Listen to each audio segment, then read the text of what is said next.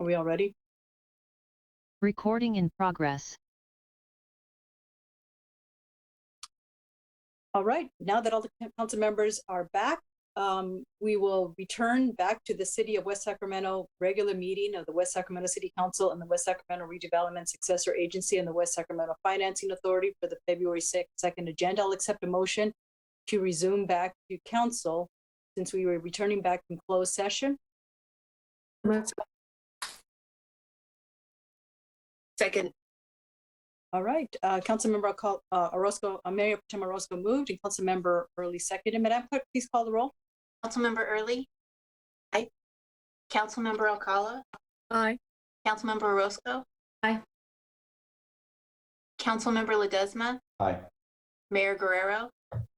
Aye, thank you. And may I have the city attorney give out a report on what happened in closed session? Certainly, Madam Mayor. The council met in closed session to confer with legal counsel concerning one litigation matter identified in your agenda, Latino Information and Resources Network et al. Versus the City of West Sacramento. No reportable action was taken.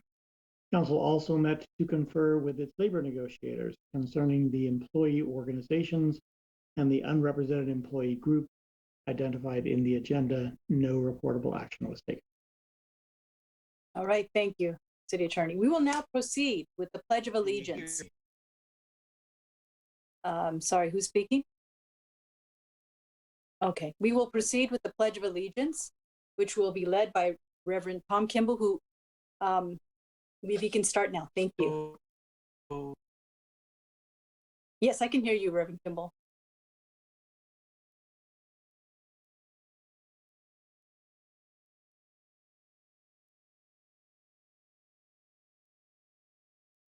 Are you able to speak into the? Can you hear? I can hear you, yes. Can you hear me? Yes, I can hear you.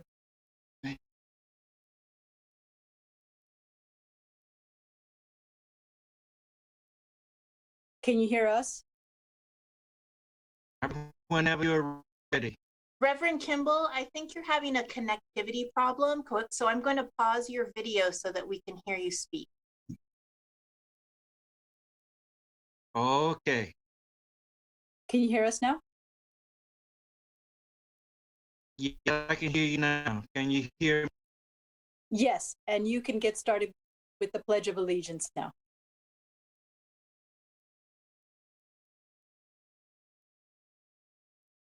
Would you please join me in the Pledge of Allegiance? And we're going to do it a little slower than normal.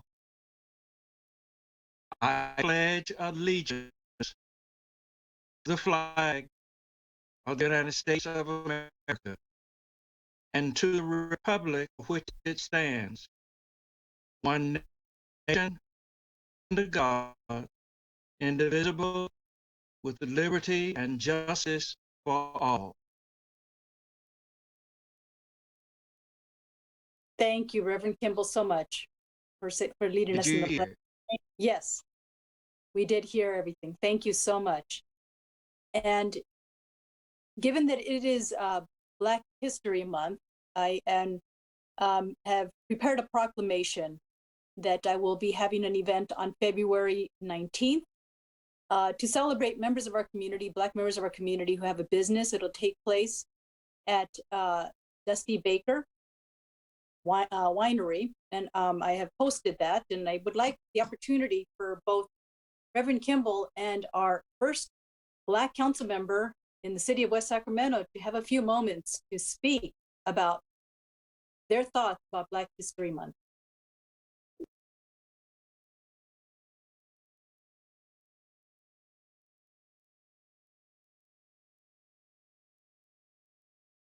Reverend Kimball, you can get started in speaking first. Thank you.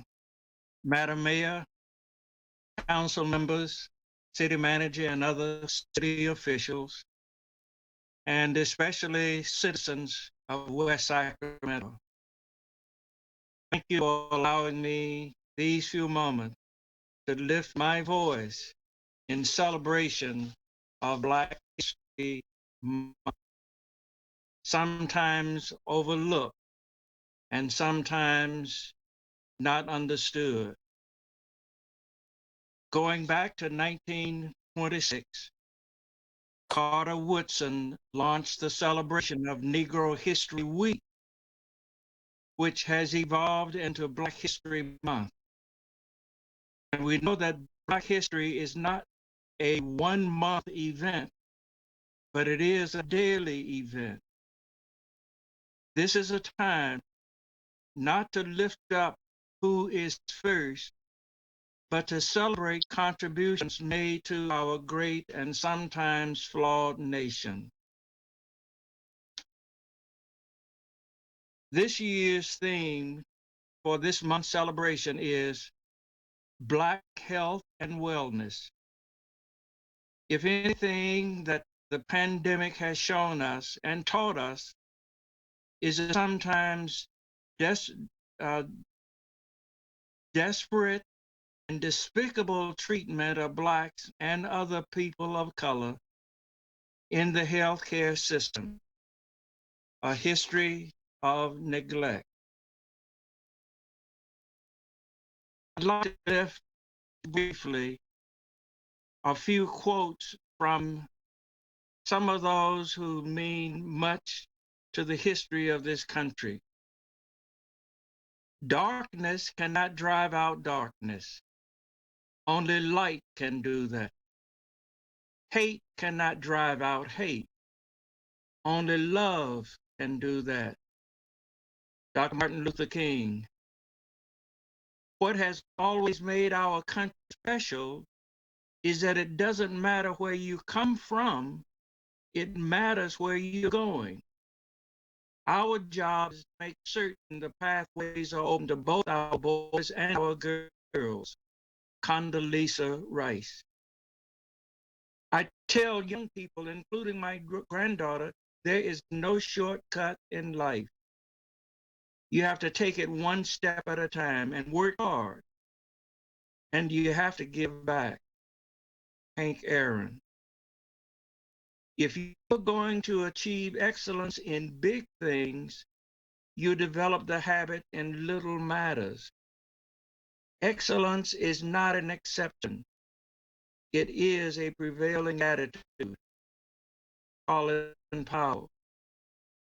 History has shown us that courage can be contagious and hope can take on a life of its own. Michelle Obama. These are just a few statements, and I would urge us to look beyond just one month, but each day being a part of the history. We are a people of great wealth, great talent, great energy, and we know how to love one another. Do we have the will? Thank you for allowing me these few moments to share some thoughts with you, and I look forward to a continuing relationship with members of the council as well as the citizens of my city, Sacramento. Thank you. Thank you, Reverend Kimball. Councilmember Early. Thank you, Reverend Kimball. That was good.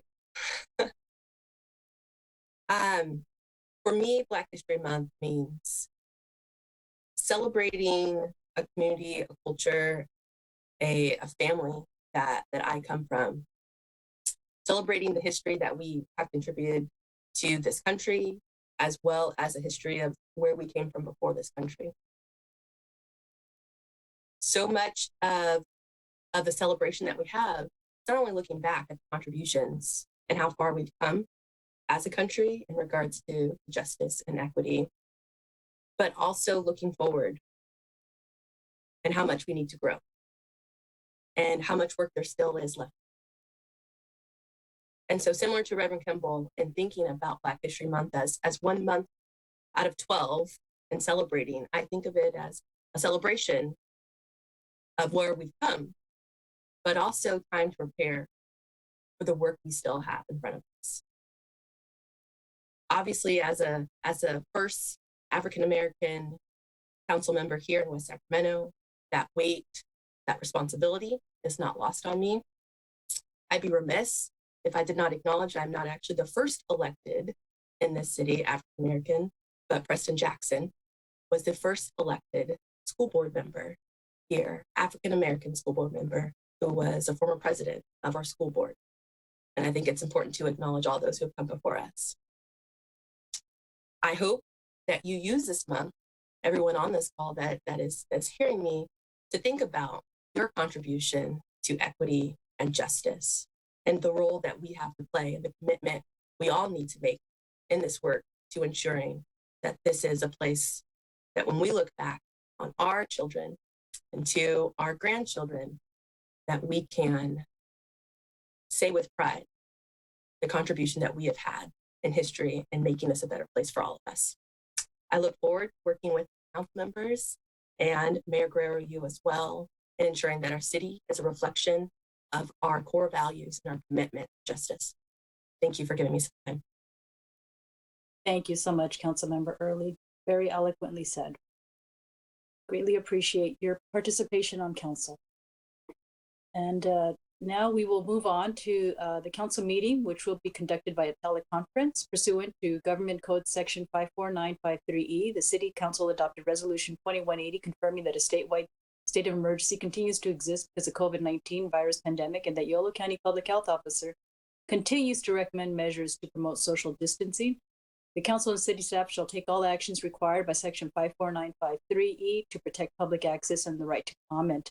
Members of the public were asked to watch the meeting via live stream in the city's website or via web cable channel 20. We have live public comment, and we will continue to receive written comments, and all comments received by 5 o'clock will be sent over to the city council and also posted on the city's website. To provide live public comment during the meeting, join the meeting using the Zoom meeting hyperlink to the phone number listed on the city's website. I'll request public comment during item 1A prior to the first item on consent and after the staff presentation for any other item on the agenda. Once I've announced the public comment period, if you would like to make a comment, please do one of the following. If you are joining the meeting via Zoom, press the raise hand button, or 2, if you are joining the meeting by phone, press star 9. When it is your turn to comment, the clerk will call you by name or phone number and will unmute your microphone. Each person will be allowed 3 minutes. The clerk will notify when you have 30 seconds remaining to wrap up your comments, and once your 3 minutes of your public comment has ended, you'll be muted again. And next item on the agenda is item 1A, which are presentations by the public on matters not included in the agenda. Council members are prohibited from discussion on any matter presented under this item. Madam Clerk, do we have anything in writing or a live public comment request?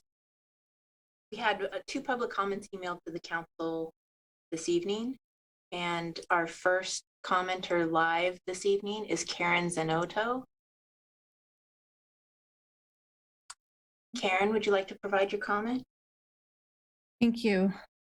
Good evening, Mayor Guerrero and council members. Thank you for allowing me the opportunity to speak tonight. My name is Karen Zanotto, and I'm a volunteer with Yolo County Moms Demand Action. I want to start tonight by thanking Mayor Guerrero for committing to reducing gun violence in our community when she joined Mayors Against Illegal Guns.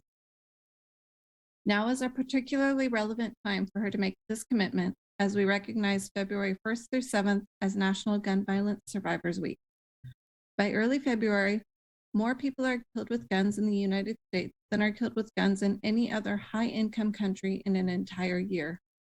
And millions more are shot and wounded, threatened with a gun, or witness an act of gun violence. The gun death rate in the United States is 13 times that of our peer countries. National Gun Violence Survivors Week is a time to share and amplify the stories and voices of gun violence survivors who live with the impact of gun violence every day.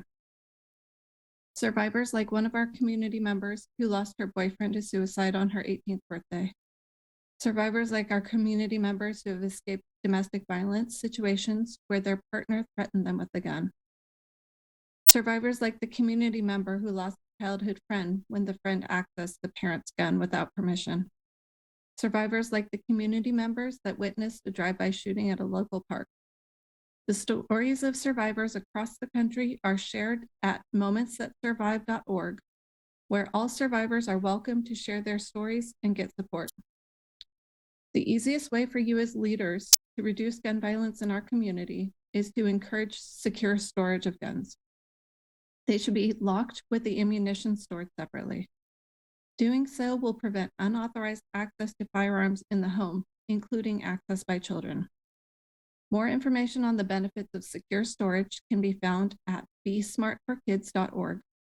I would encourage the council to also consider a safe storage ordinance similar to the one recently approved in San Diego County that would close loopholes in the current state law.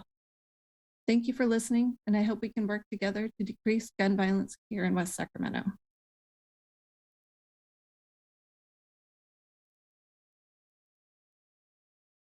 Thank you, Karen. We now have Ryan Harrison Sr. Mr. Harrison, would you like to provide your comment? Yes, thank you, Madam Clerk. Can you hear me? Yes. Yes, sir. Hello, Madam Mayor, Madam Vice Mayor, and members of the council. I'm here today to speak to you about recognizing and honoring Black History Month. My name is Ryan Harrison Sr. I'm the president of the Wiley Manuel Bar Association, which is the Black Bar Association for the Sacramento region. I'm a board member for the California Association of Black Lawyers, and I'm the chair of the State Bar's Council on Access and Fairness. Black History Month is a time for all of us to recognize the contributions Black people have made to our society and to the world.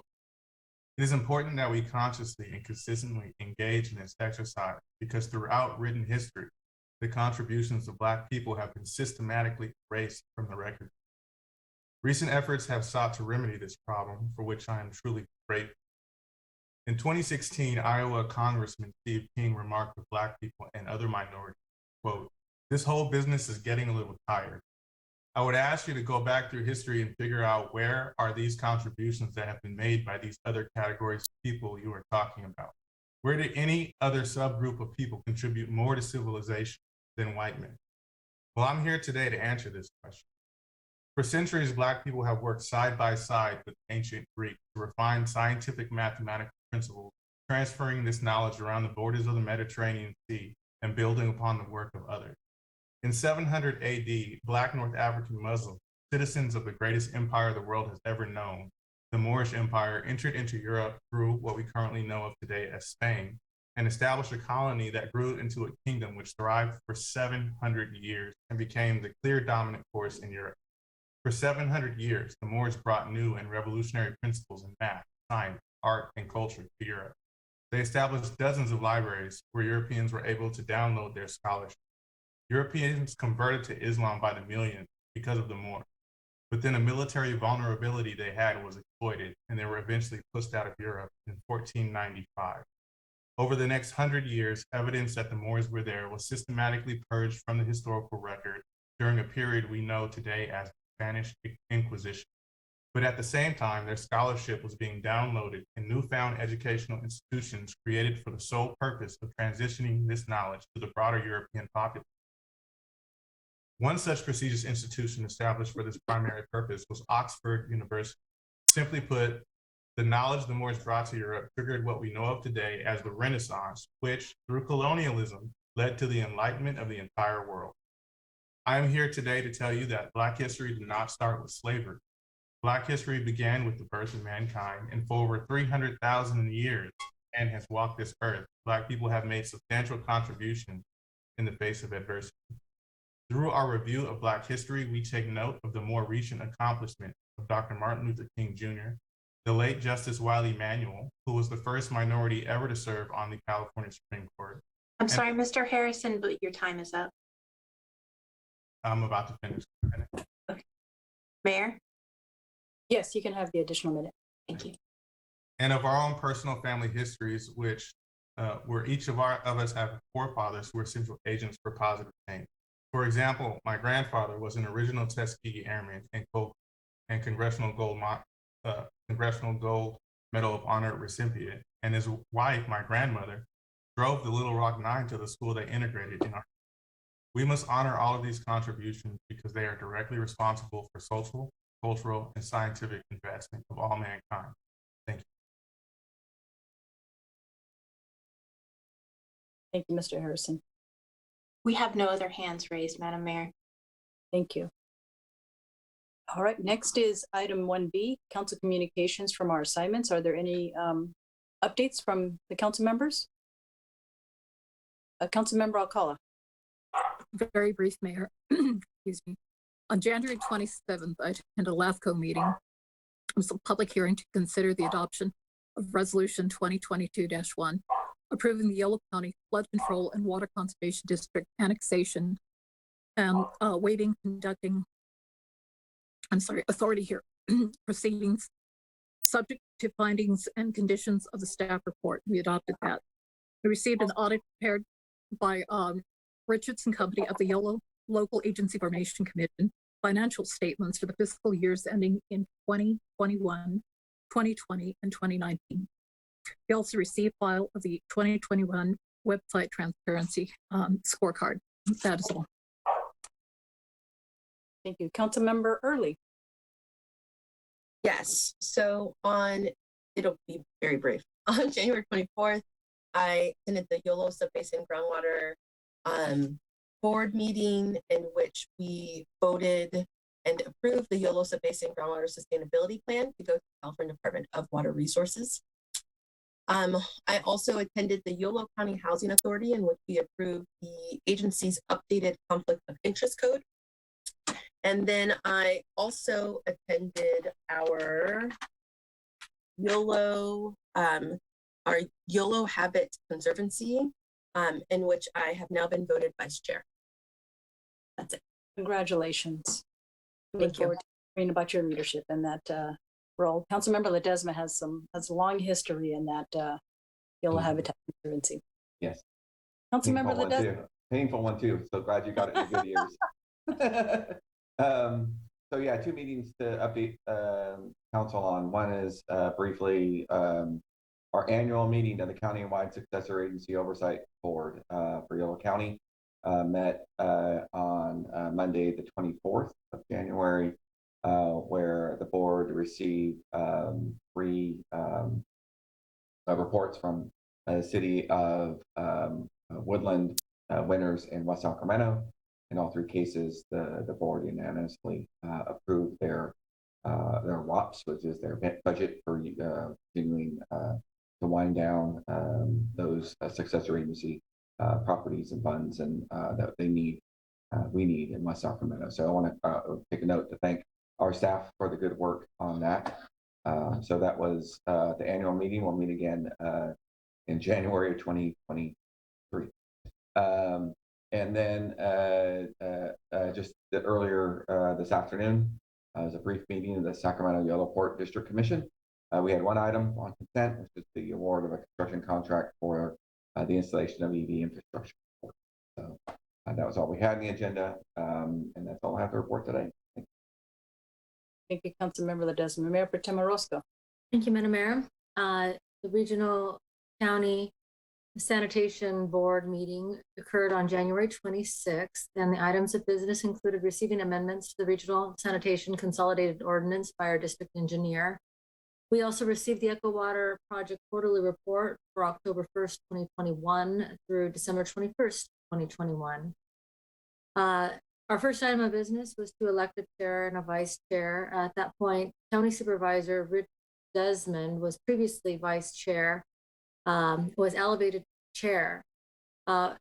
Some folks might know that West Sacramento joined regional sanitation after many other contributing agencies were already instituted. And as a result, we have not had a situation where we have been rotated in as vice chair or chair in any capacity.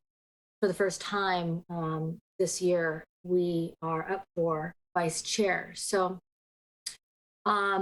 with that, I am proud to represent West Sacramento on the Sacramento Regional County Sanitation District as represent West Sacramento for the very first time for Regional San as their vice chair. And the sewer district will be represented by Councilman David Sander out of Rancho Cordova. And at the next meeting, I'll go ahead and give a report on Executive Commission on Homelessness. I just wanted to bring that up because tomorrow there's going to be a tour of the East Beamer Permanent Supportive Housing Development. And so I wanted to make sure the council knew ahead of time. It's at 1 p.m. Out of Woodland. So if you want to, if you're interested in going, please contact me. We can make sure that you have the information to attend. And that's all for me. Thank you. Thank you, Mayor Pro Tem Orozco. With that, I have my update. The SACOG board met on January 20th. And some of the quickly, some of the actions that the board took were reports related to unmet transit needs in the region. The Delta Protection Commission provided a report, the staff provided, and the key point is the adoption of the Delta Master Plan, which was taken up later on that afternoon. This incorporates several West Sacramento trail segments, including the Sycamore Trail, Riverwalk Trail, and the Clarksburg Branch Line Trail. And so our next step is to continue to work with SACOG on their trails plan. Mr. Fink, the executive director, suggested we can contact them directly. This process is a result of legislation which was approved in 2006, which linked the San Francisco Bay Trail System and the planned Sacramento YOLO trails. So I encourage staff to review this and provide any feedback directly to either Mr. Fink and or we can, I think Councilmember Ledesma and I can, I think it might come to transportation or land and natural resources committee. But if that's an opportunity, we can provide feedback also on the board. It'll come back quickly to SACOG if there's any feedback for us to deliver back to them. And they also provided an update on the Youth Leadership Academy, which kicked off this last month. And I'm proud to report that we have, I can't remember if I gave you this report, that we have 2 of our Washington Unified School District students now participating. So I actively recruited Councilmember Alcala at your Dia de los Muertos. I was out there recruiting and they said they would apply. And I think those are the individuals that applied. So good job on everybody's part. We asked on the 2x2 for them to participate and apply. And I know the word got out to them, but I'm glad we got the 2 students. Also, we are looking at the blueprint for the land use plan, which started out about 20 years ago. And we're looking ahead to 2022, which is the first time since we've had a chance to review it, to update the land use and transportation plan. And this is the first plan update. There'll be workshops, and this last workshop was also very informative. On January 26th, the City County 2x2 met, and Councilmember Alcala joined me. The big news is the approval of the $3 million at the Board of Supervisors hearing last week using the American Rescue Plan funding to cover 3 years of the Downtown Streets team. Now, I don't know if you realize we have a 2-year budget here plan, so it would have been under our budget for 2 years, but instead we considered asking it to be funded under the American Rescue Plan, which now gives it a 3-year plan. So that helps to maintain consistency, I think, and one of the benefits and the advantages of the Downtown Streets team is employment opportunities. And I think that we're going to look at expanding their outreach among those that are harder to reach out in the campsites. So really excited about that. And also it's going to expand the project Home Key and Room Key. And so we also discussed the recent COVID positivity cases. The hospital rates are going up. Back then, I think it was going up then. I think it might be going down. The efforts to expand testing and vaccinations countywide, they are seeking volunteers in the vaccination events. And there was a test kit giveaway at Sutter Health Park, which was a big success as they ran out of kits countywide. And we will also continue discussions on addressing homelessness and other infrastructure issues such as the Ice Street Bridge, so we can, continue to have their support, their funding for future opportunities. In addition, I want to add that, in addition to the last update on the U.S. Conference of Mayors, what I didn't have the opportunity to share was my experience in the invitation by the First Lady, Jill Biden. And when we were there, we met President Biden and also with key consultants with the government relations team. So, I also received a follow-up call from the White House, giving me their personal information so that I can contact them whenever we need it. So we got the line in the White House. I'm really excited about that. I will say that when I was there, I expressed our gratitude for the president putting the levee repair project in the budget, and also encouraged that they continue the effort in the appropriations process. It's still ongoing. And I think there will be another continuing resolution. And so we are hoping to get included in that. I also asked for their assistance in whatever they can help with getting funding for the I Street Bridge. They had actually received the information that we had a press conference together with, Councilmember Ledesma was there with Mayor Steinberg and our fellow council members and Congresswoman Doris Matsui. So they were aware of the press conference. So this is on their radar. I'm really happy to report that. I met with, the president's cabinet members. There were 11 that were present at the U.S. Conference of Mayors, and it was really just a really nice, personal, engaging experience to meet with them. And so I followed up with them on our strategic plan priorities that we have on council, which includes establishing affordable internet and strengthening our broadband network. So this last week, we had a Zoom meeting with members of the U.S. Department of Build America Bureau. We brainstormed on funding sources to continue our efforts on our feasibility study to incorporate our needs on the state mapping effort. So they gave us some guidance on what we need to do and some contacts on who we need to follow up with. So that was very encouraging. And I know John and his entire team are going to be pretty busy following up with that. We also followed up with the Department of Transportation. So taking a look at what we can do to encourage Caltrans to fund the I Street Bridge. And that concludes my report. Next item is 1C. Due to the resignation from our alternate member for the Transportation, Mobility, and Infrastructure Commission, we received one application, Mr. Alex McCreadon, to fill the alternate seat, and going to recommend that we he's appointed to the commission. And I need a motion for that. I move. Second. That was all of the move. Okay, Councilmember Alcala moved and Councilmember Early seconded. Madam Clerk, please call the roll. Councilmember Early. Aye. Councilmember Alcala. Aye. Councilmember Ledesma. Aye. Mayor Pro Tem Orozco. Aye. Mayor Guerrero. Aye. Okay, with that, he is appointed. And next is our consent agenda, item 2 through 13. Are there any requests to remove an item for questions or presentation by our administration? None? Okay. Go ahead, Councilmember Ledesma. I was about to, it looked like you were about to have a question. I was going to make a motion, so. Oh, I do have one, item number 9. I'd just like to take it out, and I do have a public comment that was sent to me, and I think it's a relevant comment, but I also want to commend staff. I think Elijah Ortega, I don't know if you're on, but I just wanted to say thank you so much for doing this.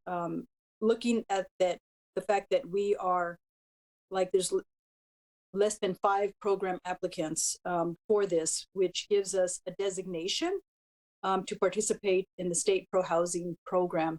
And the comment that I received, of course, is a pretty relevant one, is housing for those that are elderly. So looking at our community aging, we just want to make sure that we incorporate that planning in the future. And I know we've talked about it in last year's strategic planning retreat, and I'm probably going to bring it back up again. But the relevant point for this state pro-housing designation program gives us an opportunity to apply for funding for the infrastructure when we are looking at establishing, affordable housing. And the infrastructure costs could really tap our general fund. And the state is taking a look at funding these things as it's moving forward. So in streets and sidewalks, all the other needs, as for housing, as our city is still growing. We're not fully as far as the whole system is set. So I just want to say, Elijah, thank you very much for putting this application in. Greatly appreciate it. I did have one comment on, and then I'll make a motion. But Sure. Hey, thanks for calling that out. Yes, certainly helps our sort of, as we all know, we've been on this item. I appreciate you calling that out, Mayor, because the city has been really good at trying to find housing opportunities, affordable housing, and this is just another opportunity. So thanks for jumping on it. I also want to, before I make a motion, to call out staff on item 2, which is the Riverfront Street extension and the 5th Street widening project. I really appreciate the absolute persistence and eye to detail that staff has proven. This is a very big corridor. We've been talking about this for the past couple of years to try to. It's a very dangerous corridor for bicyclers and pedestrians, and this is a much needed improvement for the city that will benefit a lot of folks. So with that, I'd like to make a motion to approve the consent agenda. Thank you. I just have a couple of things. We have item 8, which is going to be carried over. Yeah, thank you. So I'll amend. And then I wanted to open up for public comment. Well, I'll make the motion with the amended the continuance of item 8, and then allow you to have public comment. And I'll second when we're ready after public comment. Thank you. So I'll open it up for public comment. Madam Clerk, are there any requests to speak? If anybody would like to speak on a consent agenda item at this time and provide public comment, please raise your hand. I see no hands raised, Mayor Guerrero. Right. Madam Clerk, Councilmember Ledesma moved, Mayor Pro Tem Orozco second. Please call the roll. Councilmember Early? Aye. Councilmember Acala? Aye. Councilmember Ledesma? Aye. Mayor Pro Tem Orozco? Aye. Mayor Guerrero? Aye. All right, this is approved. Thank you so much, everybody. And next, we'll move to item 14 on a regular agenda item under the City Manager's Office is consideration of a presentation on the Infrastructure Investment and Jobs Act of 2021 and a workshop on the city funding strategies. Mr. Doug Gross has been working as our government affairs manager, doing a great job on a number of items. Appreciate the report and the additional, you'll see that we received an errata on some background on this in your email boxes, along with our public comment. If you want to take a look at that. Mr. Drost, please provide a presentation. Thank you, Mayor and Council. Doug Drost, Government Affairs Manager. Thank you for the introduction, Mayor. The purpose of this agenda item is threefold. First, I wanted to provide Council with an update on the very exciting and promising development at the federal level, which is the enactment of the Infrastructure Investment and Jobs Act, or IIJA. Second is to discuss opportunities for city funding that will emanate from that bill, as well as staff's approach to date in identifying those opportunities and city priorities that may align with them. And third, and finally, wanted to receive City Council's feedback on our approach so far, as well as any direction Council may have as the law continues to be rolled out and we begin to target programs and projects for funding. I'll start with a brief overview of the law, sometimes referred to as the bipartisan infrastructure law. I'm sure Council is aware, familiar with the bill. It's really a once-in-a-generation investment in our nation's infrastructure and global competitiveness. It was signed into law by President Biden on November 15th after receiving bipartisan approval in Congress. It's meant to address the nation's infrastructure deficiencies by providing historic levels of funding to build and repair our roads, bridges, rail, and transit networks. And it's really focused on some key components such as safety, climate change mitigation, resilience, environmental justice, and making investments in our nation's disadvantaged communities that have often been left behind. In total, the legislation provides roughly $1 trillion in spending over the next 5+ years. This includes $550 billion in new spending, that is spending that would not otherwise have occurred through the normal reauthorization process. It includes several authorizing bills, as well as supplemental appropriations for many existing programs. It also creates many new programs. And the main focus of the report in front of you tonight is the portion of the funding that will be made available to local governments through direct federal competitive grant programs. These are particularly exciting for the city, as we feel We have several eligible and highly attractive projects. But also of note, in addition to these competitive grant programs, is that much of the funding is going to be dispersed to the state governments and to the metropolitan planning organizations to invest or award under their discretion. In total, about 2/3 of the funding is going to be formula-based, either under existing formula programs or new ones. I say that because we're monitoring those closely and making sure that we take advantage of those where possible. One example of that is the new bridge formula funding program, which the mayor discussed earlier, which we hope to utilize for the I Street Bridge replacement project. That's not a competitive grant program. That's a program that's going to be formulaic and will flow through Caltrans. So we are working closely with our partners at City of Sacramento, as well as our government advocacy teams to push that forward. I also want to note that the process for rolling out these new funding sources is in its relatively early stages. So for the most part, the detailed guidelines and program descriptions have not been issued. One that has rolled out already is the RAISE program. The Notice of Funding Opportunity, NOFO, was released last week. RAISE was previously known as BUILD, and before that, you may be familiar with it when it was known as TIGER. This is a competitive grant program for investments in really a broad array of projects ranging from road, rail, transit, and port. And as you see in your staff report and in the attachments, we're looking at that one closely.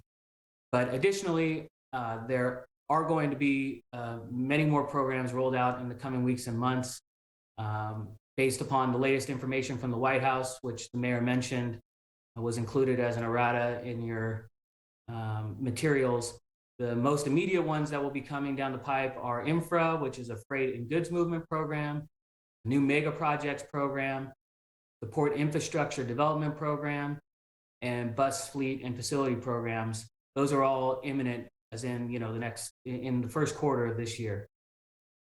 And finally, in general summary of the infrastructure funding that's out there right now, I do want to mention that Governor Newsom's recently released budget proposal includes significant spending on infrastructure above and beyond what is coming from the federal government.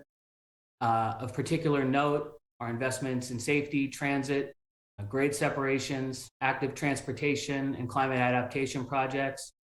And there's also a component that I wanted to note that is proposed investments in goods movement at port terminals, including rail yard expansions, zero emission modernization projects, and importantly, new bridge projects.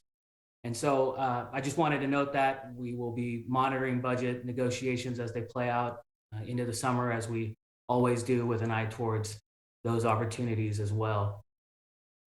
With that summary, I'd like to transition into a brief description of staff's work to date on analyzing these opportunities and developing an approach to accessing funds for city priorities.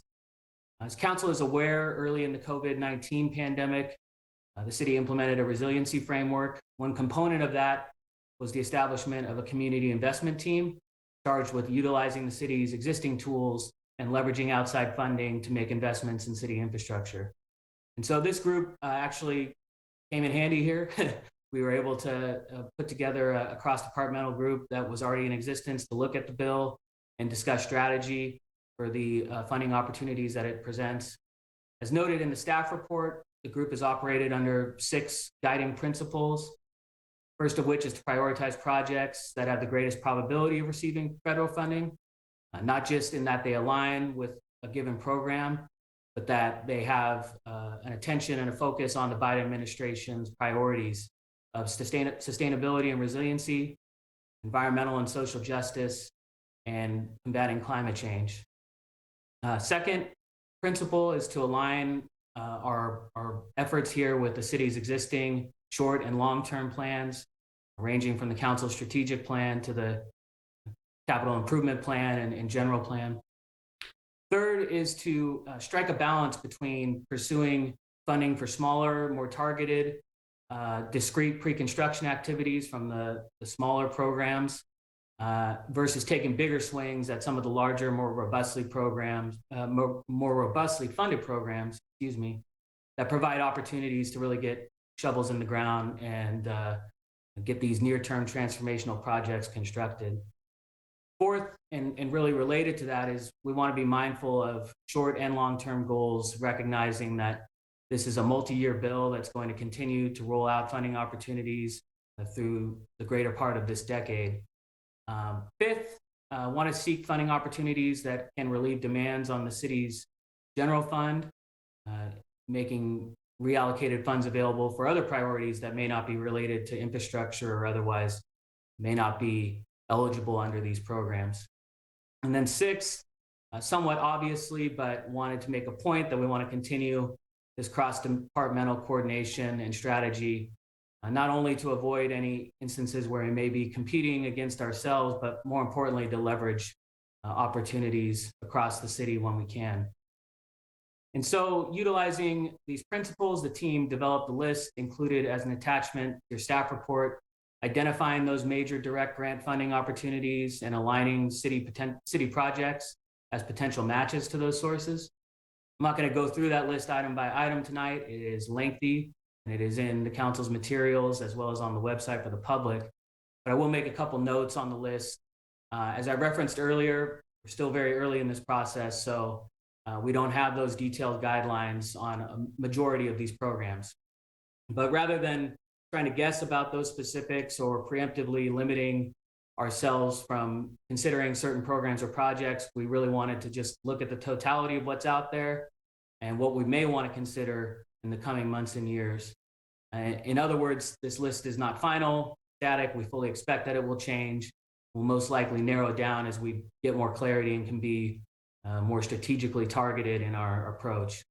Just at this early stage, wanted to make sure we understood what was coming down the pipe and had formed some consensus across the city on general ideas so that we're prepared to act quickly when opportunities present themselves. With that, I will conclude my presentation and open it up for council discussion and direction. As noted in the report, we are specifically looking for feedback on the principles that I discussed tonight that are listed in guiding our approach. We're also interested in any changes that or comments the council has on the list in attachment 1. And then finally, just any general or overarching priorities that staff should be aware of as we move forward in pursuing these very promising funds. And then in closing, brief thank you to the dedicated team across the organization. Put a great deal of time, thought, and work into this. I'm presenting it tonight, but it really is the result of a group effort and one that we will continue as we pursue these funds. So I will end there and would be happy to answer any questions. All right, thank you, Doug. Open it up for comments or questions. Mayor Pro Tem Orozco. Thank you, and I'll keep it short. Doug and team, thank you. Thank you. I know that this was on our last agenda and you were kicked to this meeting. So you were prepared not once, but twice. And so I want to acknowledge the effort that you put in to make sure that you provided such a succinct but very thorough presentation to us. I'm going to defer to some of my colleagues when it comes to the feedback, because everybody's going to have something different. But as I walked through this, I agreed a lot with the approach, especially highlighting several different strategies and projects that I think, we have traditionally been very excited about pushing forward. And if there's opportunities to get us there, some of the ones that I circled and highlighted were, our electric vehicle programs and general transportation infrastructure programs, including the I Street Bridge and the deck conversion and Enterprise Bridge, and the list goes on. Just the congestion relief. I know that that's very important to members of our community, especially given our increase in population here and the development that's going to be continuing to occur. I know that's on our minds. Reconnecting Communities program, I like that. And again, for the Sycamore Trail Phase 4, as well as the approaches to railroad crossing, broadband, and healthy streets. So, again, the list, there's so many more. I'm not going to go through all of them, but those are the ones that I highlighted, I thought were fantastic. And I do think that the approach that you've articulated it's smart. Obviously, we want to go after the opportunities that are most readily available, but also striking that balance. So, and considering our long-term goals. So that I'll just keep that brief. I just wanted to express my approval of the presentation and the content. Thank you. Thank you. Councilmember Alcala. Doug, also, thank you so much. When you were talking about the new projects that were out there with the Biden money coming in, it reminded me of FDR's New Deal. It's going to bring jobs and, safe infrastructure. It's going to really reinflate the economy. So I saw also the analysis, prioritizing the projects, aligning funding. You just, you crossed every T, you dotted every I. So thank you for all your work. And by the way, on the fiber optic I remember where I read that. I think it's going to be great that we're putting the fiber optic, because eventually we're going to be looking at, and I believe the mayor mentioned the funding that's going to come also for broadband. And I understand that that's maybe one of the components that you need with certain types of broadband, to have fiber optic cables available. Thank you.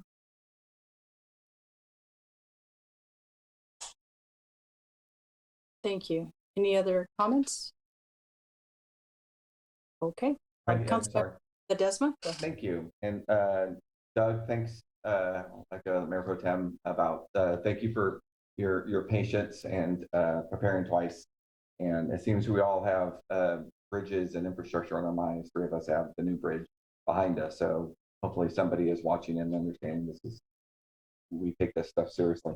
But first of all, thanks to you and the staff, right, for leading kind of this effort and kind of giving this briefing. I really think it's smart the way we've approached this, the way you've outlined it. That is having a kind of a cross-functional team, the community investment team, sort of really digging into this to look at every opportunity. I think that's when we as a city have been best, when we're all talking, coordinating, looking at those opportunities and being opportunistic, because you never know, right? Like the McGowan Bridge was 10 years away when we first started thinking about that, and an opportunity came up where we were able to leverage some dollars and able to get that done 10 years ahead of time. And that has changed the dynamic of not just Southport, but the riverfront corridor, where now we have decommissioned oil tankers. So it's not, these stories aren't told or aren't finished. We get a grant and we're done. These are really sort of the word I'm looking for. It could be transformational investment that can change an entire trajectory of our city. And that's what happened with the McGowan Bridge, which opened it up to pedestrian, bicycles, and it was already in businesses. A lot of the businesses there were non-conforming uses. It was already in alignment, and it just changed our trajectory to where now we're actually thinking about development south of the freeway as a new opportunity. The same could be said of a lot of neighborhoods around our city, and I think we have done a lot of good groundwork in the last dozen years or so trying to get to this point. So again, this is the same approach we took. So I underscore the need to take the approach you're doing and applaud it. A couple of things, they're not a but and to think about. So you talk about leverage each other, not compete with each other, is a reason to kind of come together, and I agree with that. But I also say let's not be afraid to poke our head a little outward. And I bring up the fact that, for instance, the work that's being done at Yolo County Transportation District, which is taking on a different dynamic. They already received an $80 million plus infra grant for improving the I-80 causeway. And that's something we are actively working on and using that opportunity to further discussions with not just amongst ourselves in the county and the cities and the county members of the agency, but with SACOG that are going to be doling out money a lot in the future, and Caltrans. And it has become important as a sort of a gateway conversation into where could we utilize the transportation district or other entities, SACOG, to further our intent, be it the Harbor Boulevard or the Enterprise Boulevard on-ramp, off-ramp. Those are really important things that we, I don't want us to be so insular that we're only thinking about the projects we have, but those could actually augment what we do. So again, I think those are opportunities, like not to cocoon ourselves, to see what other opportunities. I'm sure SACOG thinking all along the same ways that they've already put out their kind of priorities on that. And the other part too is about, I agree that we need to find a balance about, the kind of the shovel-ready projects, those that are prioritized, and do we really pay attention to the little kind of swings? I forgot how you voiced it, but do we take all the big swings, and we will need to find a balance and keep a really sharp eye, because sometimes those little opportunities can be really transformative in a neighborhood or a piece of infrastructure that we may need. So again, I think it's just incumbent upon the team is don't discount the sort of the what would maybe a small, and I can probably go through the list and find a couple of areas that maybe, but you kind of articulate one in the rail program, right, which is removing the tracks in front of the port as a potential project, which would, and the congestion ease. That's a pretty big thing to a lot of our constituents. That's the worst intersection in the city, is getting through, and so we may not think that's a smaller, maybe a smaller project than something else that might come up regarding big piece of infrastructure, moving the bridge or whatever else, but it's hugely important, so, and impactful to the community. So finding some ways as you go through this and report back about how we're doing this would be kind of important, that as we can provide policy guidance on those things to what we're looking for, because I think that's the opportunity in this. You're right, this is once in a generation we get this opportunity, and we want it to impact. Again, most of our city is already was deemed redevelopment because of its past, right? And we have so much infrastructure to help move the city forward. But I think it's when we start digging down into those areas that may need more support than the rest of the community. We need. I don't want to discount those, because it may be too small for us at the moment. They may be hugely impactful to the next generation. So just, those are some thoughts that really, Doug, just really good, thorough job. And again, thanks for your patience with us and coming back today and providing it, and looking forward to seeing what comes in the future. But really good stuff. Thanks for the brief. Thank you, Councilmember Ledesma. Any other council members? I wanted to put out a few comments before public comment in case there's anybody from the audience who would like to provide any input. First off, this beautiful bridge behind both Councilmember Ledesma, Mr. Droz, and myself here is a priority. We would like to get this bridge funded. And one of the things I noticed in your background, which is very helpful, is that we do need to work with the state. And that is time intensive. That is, and our partners, as we work together with those, with our regional neighbors. That was one of the messages I got, even in the broadband, is that it's not just West Sacramento, it's regionally. We're not going to start and building lines, just in our area. It's going to be, and so wherever, to the extent that we can cultivate partnerships like we have with the I Street Bridge, I think that would be to our advantage, which includes the I Street deck conversion. Just want to make sure that we keep that moving forward. The other is, in listening to the cabinet secretaries, which includes Marty Walsh for the Secretary of Labor, and Secretary of Commerce Gina Raimundo, and also Secretary Miguel Cardona. Establishing a community workforce training and partnership agreement would really help our city to demonstrate that we are serious about job opportunities for our community, job opportunities that are going to sustain individuals in our community to have a future in doing these projects. It's not, like you said, it's not a first time. There are several go-arounds. So we will cultivate opportunities in the future through a community workforce training agreement in the city, so that we can, have people access these job opportunities. And the investments in the apprenticeship, it'll definitely help them to be able to gain those skills as an apprentice and then journeyman, and then moving into being able to, benefit this for the rest of their lives. I think that was one of the goals when all these, opportunities were set on paper, is to create jobs. And I'm fully vested in my role here to see how we can make that happen in West Sacramento, and to be well positioned for that.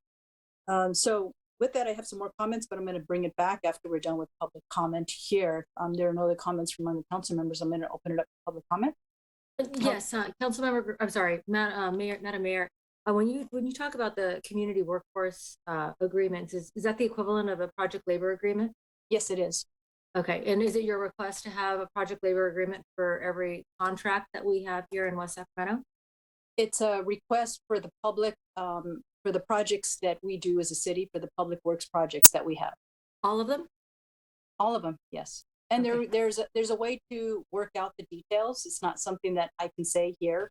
It's worked out in a level of detail with the Sacramento Sierra Building and Construction Trades Association. Thank you. You're welcome. Thank you. And now I'll open it up for public comment. Are there any requests to speak, Madam Clerk?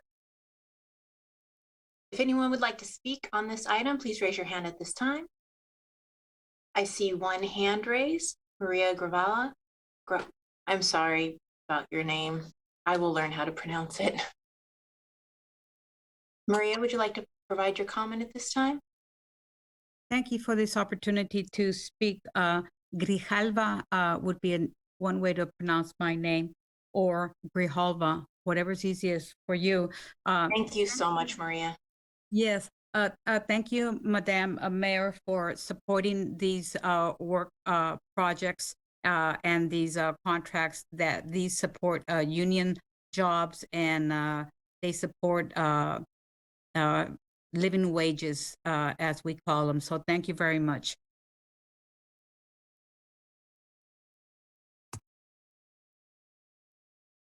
All right. No other requests to speak, Madam Clerk? No, ma'am. All right, we'll close it and bring it back to council for any further comment, recommendations on what was presented before us. Okay, I do want to say that under the one project, the RAISE funding for 7.5 billion, I think it says here. I thought it was a little less than that, but for the RAISE funding that was recently announced, I do know that we had attempted to, through an application, get that funding. It wasn't approved for whatever reason. And I see that the recommendation is for the I Street Bridge deck conversion, which is a good recommendation. I think that is incredibly important, as it needs to move along with parallel to the process of opening up the I Street Bridge. So if we get real lucky with Caltrans, I'm optimistic. I think we are. I'm going to call it. But making sure that we are teed up to get the funding for the I Street deck conversion. Otherwise, I don't know what other funding source we have to make that happen. So for me, is if we're going to I don't know if it's prioritized under the list that you're providing here, but that would be my suggestion there. And all the other recommendations that are listed here, I'm in total agreement with. So I think I think whoever, everybody who put this list together and kind of freed us up to be able to not put too much time into it today, it's because of all your hard work and your understanding of these, what it is our city needs and being able to move us forward. Thank you so much for your dedication and time to give us this background and for us to be able to move forward in agreement with it as a council. So, and I think there is just a review feedback, and if that's it, okay, thank you. Thank you, Mr. Jones, for all your work and for the rest of the staff. Next is city manager report. Under the city manager, the first public hearing to receive public input on the composition of city council districts and the workshop on related city outreach and public education efforts. And we have Mr. Robinson, deputy city manager. Thank you. Evening. At the council's meeting of January 19th, the council directed staff to initiate the process of transitioning the city from at-large to district-based elections. And tonight's meeting, this item is a foundational part of that process. We're presenting this item with two primary purposes. First, to allow the council and the public to hear a presentation from our consultant, Paul Mitchell of Redistricting Partners, who's going to provide an extensive background on the California Voting Rights Act, CVRA, and subsequently answer questions about the process.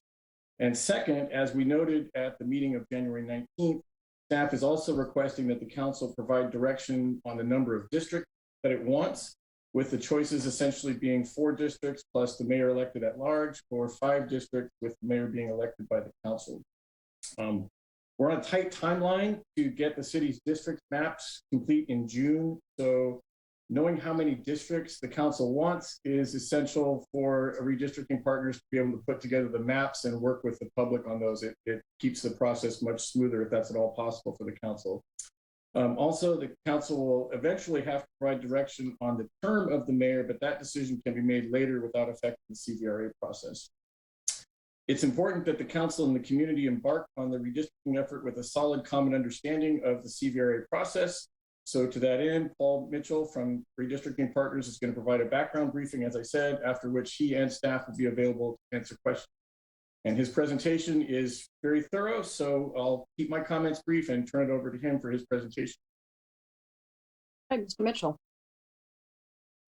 Oh, you're muted, Mr. Mitchell. Thank you very much, and thanks for having me here tonight. I'm going to go ahead and go through a PowerPoint presentation.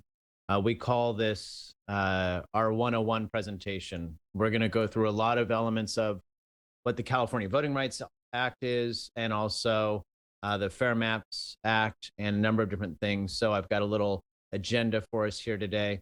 The California Voting Rights Act, a little bit about what districting is and what it isn't. Some points on what are the traditional redistricting principles that are utilized in municipal government and also a lot of state government redistricting. I'll get into the Fair Maps Act. We are going to be doing a process where we're under the California Voting Rights Act, which is for the initial conversion to districts, but it is also a best practice. And in the agencies where we've been doing this, even in this region, when we did Davis's redistricting and Napa's redistricting in 2020 and 2019, we were following elements of the state Fair Maps Act, which is really the rules of the road for redistricting, but where we can, we try to make sure we're meeting those as a best practice. And then I'll talk about how the public will and can participate in the process, and then just do a little brief overview of the population based on the census. So first off, the California Voting Rights Act, when people hear that, they often think of the Federal Voting Rights Act. It's a little different. I'm going to cover why. One of the main differences of the California Voting Rights Act is it is very strategically targeted to one thing, and that's the at-large election systems and encouraging those to go to districted election systems. The Federal Voting Rights Act covers a plethora of things, from registration to ballots and everything else in between, including district and redistricting. But the California Voting Rights Act is very specific. A claim to go from at-large to district could be done under the Federal Voting Rights Act. It's just incredibly hard for attorneys to do that, and the thresholds required are a lot higher, very different. Under the California Voting Rights Act, the at-large election is any election system where you do not have districts, where there is an area that is that district and only the voters in that area are voting in the election, and the person who's running for office has to live in that district. There are, believe it or not, a half dozen different varieties of election systems around the state. But that is the only way that you can have a districted election system under the California Voting Rights Act. Everything else other than that is considered at large. Racially polarized voting is also a term that is utilized in federal Voting Rights Act issues, but in California, in the California Voting Rights Act, it's really distilled down to its most basic fact. And that is there a difference in voting patterns among groups that can be defined based on the racial composition of that electorate, of those voters? And in federal Voting Rights Act, it might require a lot more of the effect of that racially polarized voting, and that it causes harm, and that redistricting or districting can create a remedy and all this other stuff. but under the California Voting Rights Act, how it's currently being interpreted, it really is just kind of like on the face of it, is there a difference in voting patterns by different ethnic racial groups? Under the Federal Voting Rights Act, I said you could be forced to districts under the Federal Voting Rights Act, but one of the things that you're required under the Federal Voting Rights Act are majority minority districts. You have to be able to prove that you can create majority minority districts as part of the transition out of an at-large system into district. In the California law, they introduced this new terminology that doesn't really have the same kind of metric. Majority minority, most people can think, okay, 50% plus one is majority. But the California Voting Rights Act uses this more ambiguous term about ability to influence an election. And the courts have not pegged that to a specific number yet. The California Voting Rights Act also changes the relationship that lawyers have to the process and ensures that if an agency does go through a conversion, that they will be reimbursed for their costs. That's something that isn't guaranteed under the Federal Voting Rights Act. The conversion to districts will impact the election structure. It'll impact where candidates have to live in order to run for office and who's going to be voting in those offices, just limited to those districts. It does not have to determine how you govern. And this is one thing I just want to emphasize. We've worked with cities, school districts, special districts, counties all over the state. And in this conversion process, we've worked with some agencies that honestly, just between us, were somewhat dysfunctional. And we've worked with others that had really great systems and a history and a culture of working together. Going to district from at large and then going back and looking at those agencies, 2, 4, 6, 8, even 10 years later, we do not see that they went from being everybody was working together, now they're dysfunctional. We also didn't see a lot of everybody was dysfunctional and now it's, everything's great. Really how the city governs and the culture you have at the city council is determined by you. And these election districts are really a function of the election system, not necessarily how you choose to govern. The redistricting process relies on, it's different than other policy areas. It relies on federal laws. The Federal Voting Rights Act is an example. It relies on federal court decisions. Like we might talk about, 10% deviation, I'll bring up in a little bit. That's not because it's in the US Constitution or the state constitution, it's because of court decision. It relies on state law and state court decisions, and it can even rely on local municipal law. We have a city we're doing a redistricting in, they have a local municipal rule that they have to, in their city charter, they have to adopt their redistricting plan by 2/3 vote.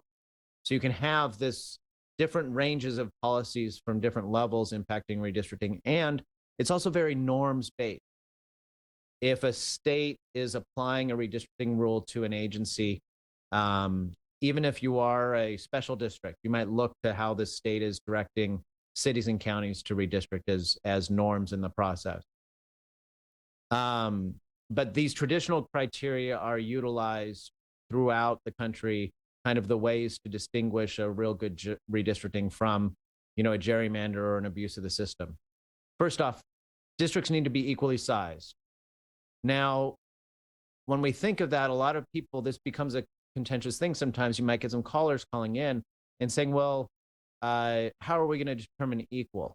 Well, in the state law, and federal law, the equality is based on total population, not citizens, it's not adults, it's not voters, it's total population based on the most recent decennial census, which for us is the 2020 decennial census. Now, the state did pass a law within the Fair Maps Act, a requirement that cities use an adjusted data set. All that adjustment does is reallocate prison population. So all the prisoners who might be in Kings County in one census block and a state correction CDC facility then get reallocated to where they were living prior to being arrested. So it's a slightly adjusted data set, but it is based on that decennial census. And equal means within 10%. So if we were drawing districts and every district's perfect size would be 100 people, then you could have some districts that are 95 people, some districts that are 105 people. You could even have some districts that are 92 people if the largest district is only 102 people. So it's a 10% buffer, not necessarily just a 5% over, 5% under. But that 10% range is what makes the plan legal. And you don't get gold stars for being at 6% or 3% or 2% or 1%. It is not a test where the lower the deviation, the better. It's just a threshold that you have to make sure that you meet. Districts need to be contiguous, meaning that they need to be whole parts. There's a couple different applications of this. The first is that, it literally is one piece. And I kid you not, we have seen redistrictings where two sides of a city or a special district are in different districts. So it'd be like District 1, 2, 3, 4, 5, and then part of 1 over here. And those do exist and they are not legal. There's another subtle interpretation of this as well about something being functionally contiguous. Functionally contiguous means that, you look at a satellite photo and it looks like these two populations are right next to each other, like you could throw a frisbee across from one to the other. But in a functional sense, those two populations, maybe they're split by a highway or a railroad, or there's just no way to pass between those two. And so to get from one to the other, you have to go this weird route to go around and take a freeway and go under an underpass and cross a bridge and get to the other side. It's not really functionally contiguous based on how people ride their bikes or walk or drive or however they are connected. Even if from a satellite photo, two things look like they're adjacent to each other, they might not be quote unquote contiguous if they're on either sides of the 80 and you can't get from one to the other. Districts need to be compact. Now, compactness, for any of you that are really into the math, nerdy stuff, there are dozens of research papers on what is compact. There are these things that take the ratio of the circumference of the district and its area, and then the size of a circle with the same area, and you create a ratio of those two. There's ones that count every kink and bend in a district and compare it to another district. There's even a state law, I think it was either New Mexico or Idaho, that had this thing that in the state constitution said you could not have funny shapes, whatever that means. In California, we have come up with a different definition of compactness that's unique and different from the rest of the country, and it's not a mathematical test. Under California law, we're looking at neighborhoods and communities as they line up next to each other. And a district is not compact if it bypasses a bunch of nearby populations to go get some faraway population. So again, the definition is a district is not compact if it bypasses nearby populations to reach faraway population. So let's say you were drawing a district and you started over in Broderick and you drew it out along, you drew a line with Broderick, and then you went along the river and around the ziggurat, and then hopped over near the Tower Bridge and went behind the stadium and down a bike path, and then popped out somewhere in Southport and said, well, here's another neighbor. Well, in a very, very technical sense, and if we were gerrymandering in North Carolina, maybe that's contiguous and compact.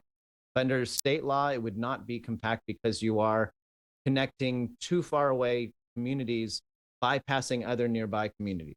So that's how we'll judge compactness in this process. That terminology, that language has never been adjudicated in a court, but that's what we're dealt with under the State's Fair Maps Act. Maintaining communities of interest is another big factor in kind of the new free, transparent, open redistricting process.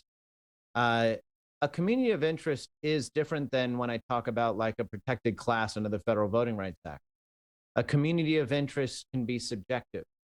It can be open-ended and inclusive. It can be, say, people who have a shared transportation need. It could be renters. It could be homeowners. It could be people who are newer residents, people who are older residents, people who live in high rises or in single family homes. It could be people who bike to work or just cyclists. It can include elements that are based in, say, well, this is where the historic Russian community is, or there's a historic Filipino community here. So that can be a part of it, but it can't be the dominant part of it outside of Voting Rights Act concerns. You can include those as a part of your community of interest, but we have to be careful when we're redistricting that we never kind of cross the line of making race into a predominant factor in the redistricting process. We can talk about an area that has shared cultural trait and is a community of interest, but we don't want to tag it as being a particular race. And if we have any questions about this, or where we get into issues regarding how to do this, we will bring in the legal counsel and have a conversation about how we make sure that we're drawing equitable districts, that we're conscious of race as a part of the overall composition of your lines, but that we aren't doing lines that would be considered to be a racial gerrymander by focusing on race as a predominant factor in the line drawing process. There are some examples of communities of interest. Could be people who live near an industry, or even like people who work in the state capitol that live in West Sacramento could be a community of interest. People who are seniors or students. I already said, like homeowners, renters, and those kinds of things, different potential communities of interest. There are really, when we hear people talk about communities of interest, they'll oftentimes mention kind of my 3 checkboxes on what makes a community of interest. They'll oftentimes do it just inadvertently. They'll be talking about what their community of interest is, and they'll just automatically check all 3 of these boxes. The first is, in order to be a community of interest, you have to have some shared trait, some culture, something that defines you, something that you can kind of name, like my community of interest is cyclists.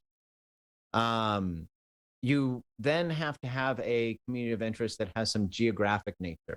This is redistricting. So we are looking at maps.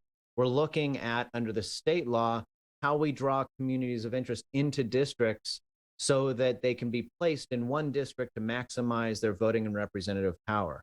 The idea is to identify communities of interest and use those as the building blocks of districts. So if somebody says, well, I'm a community of interest, and you say, what is it? And you say left-handedness.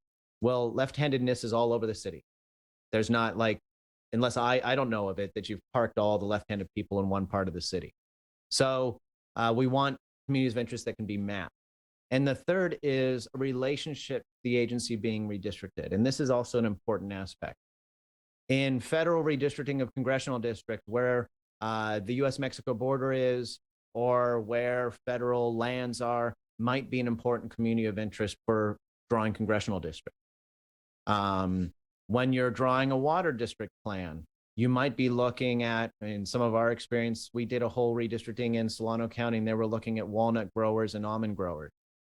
We did a redistricting in Marin County where they were looking at elevation because, they had different rates for different elevation. You're not in your city redistricting really going to be concerned with the elevation of different parts of the city, I don't think, or whether somebody has an almond tree in their front lawn. But in different redistrictings, you'll have different aspects. Just like, as an example, your school board. Your school board might be doing redistricting and looking where the high schools and elementary and junior highs are. And there might be some community of interest elements there, but not so much at the city level. So when people come up and say, like, here's my community of interest, we really are looking for people coming up and saying what their community is, what's its geographic nature, and then how it relates to the governance of the city. Following neighborhoods and local government lines is a kind of a final criteria. And this is an important thing. For one, when we actually come out with lines, there might be some little squiggly lines. There might be some places where like it darts out and a little nose of a part of a district goes out and gets something. And somebody might say, hey, what is that weird line? And if you can say, oh, well, that's actually the shape of a neighborhood, then that helps justify the way the lines are drawn. So following local lines helps provide that extra justification for boundaries in addition to all the other criteria. When we, with the Fair Maps Act, we have a couple other things that we need to keep an eye on. First off, under the Fair Maps Act, we're now introducing the idea of ranked criteria.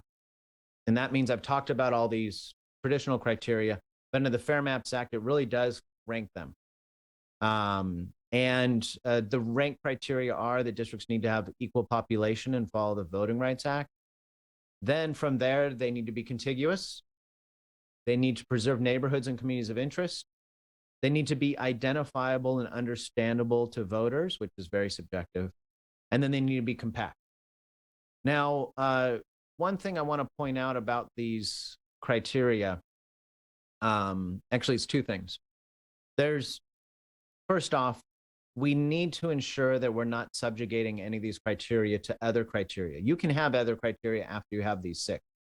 You could say, hey, Paul, I want to add this additional criteria that I want to try to follow the local school board district lines. Great, okay. But you can't say, I'm not worried about 3, 4, 5, and 6. I want to put school board lines right in there at 3 and like make the other criteria go down a step. You need to say instead, we want to see plans that meet all 6 of these criteria in order. And then if I have 5 plans and one of them looks a lot more like the school board lines, that's probably the one I'm going to prefer. You can understand the difference there. You're really saying that those additional criteria have to be after the rank criteria.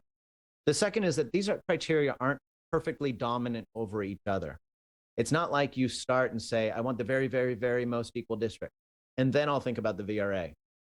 And then after that, maybe I'll consider contiguous. And then once everything's perfectly contiguous, then I'll make sure every neighborhood is perfect. It's not like they are ranked in that way. It's that we want to make sure that they're equally sized within that 10%. We want to make sure your legal counsel is okay with the Voting Rights Act implications of its district. And then when we're dealing with these criteria, contiguous and neighborhoods and identifiable, you'll see us trying to achieve all these things and understanding the ranking, but you'll also see some things move around. Somebody will say, well, I really don't understand these districts because they don't follow my neighborhood.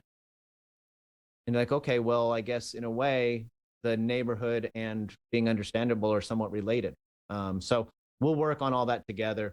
I think the number one concern is to make sure you don't subjugate these criteria to other criteria. And I also want to note the other things about the Fair Maps Act.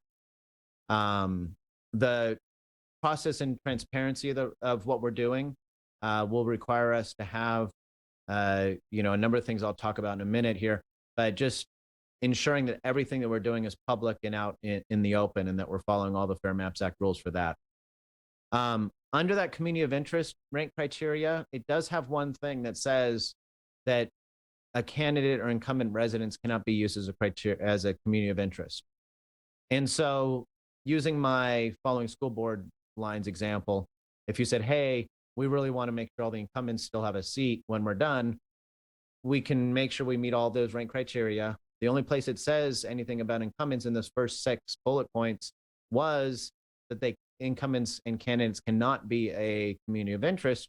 But once you have your 5 or 6 plans, then you could introduce other criteria, but you can't elevate the interests of incumbents or candidates into those rank criteria.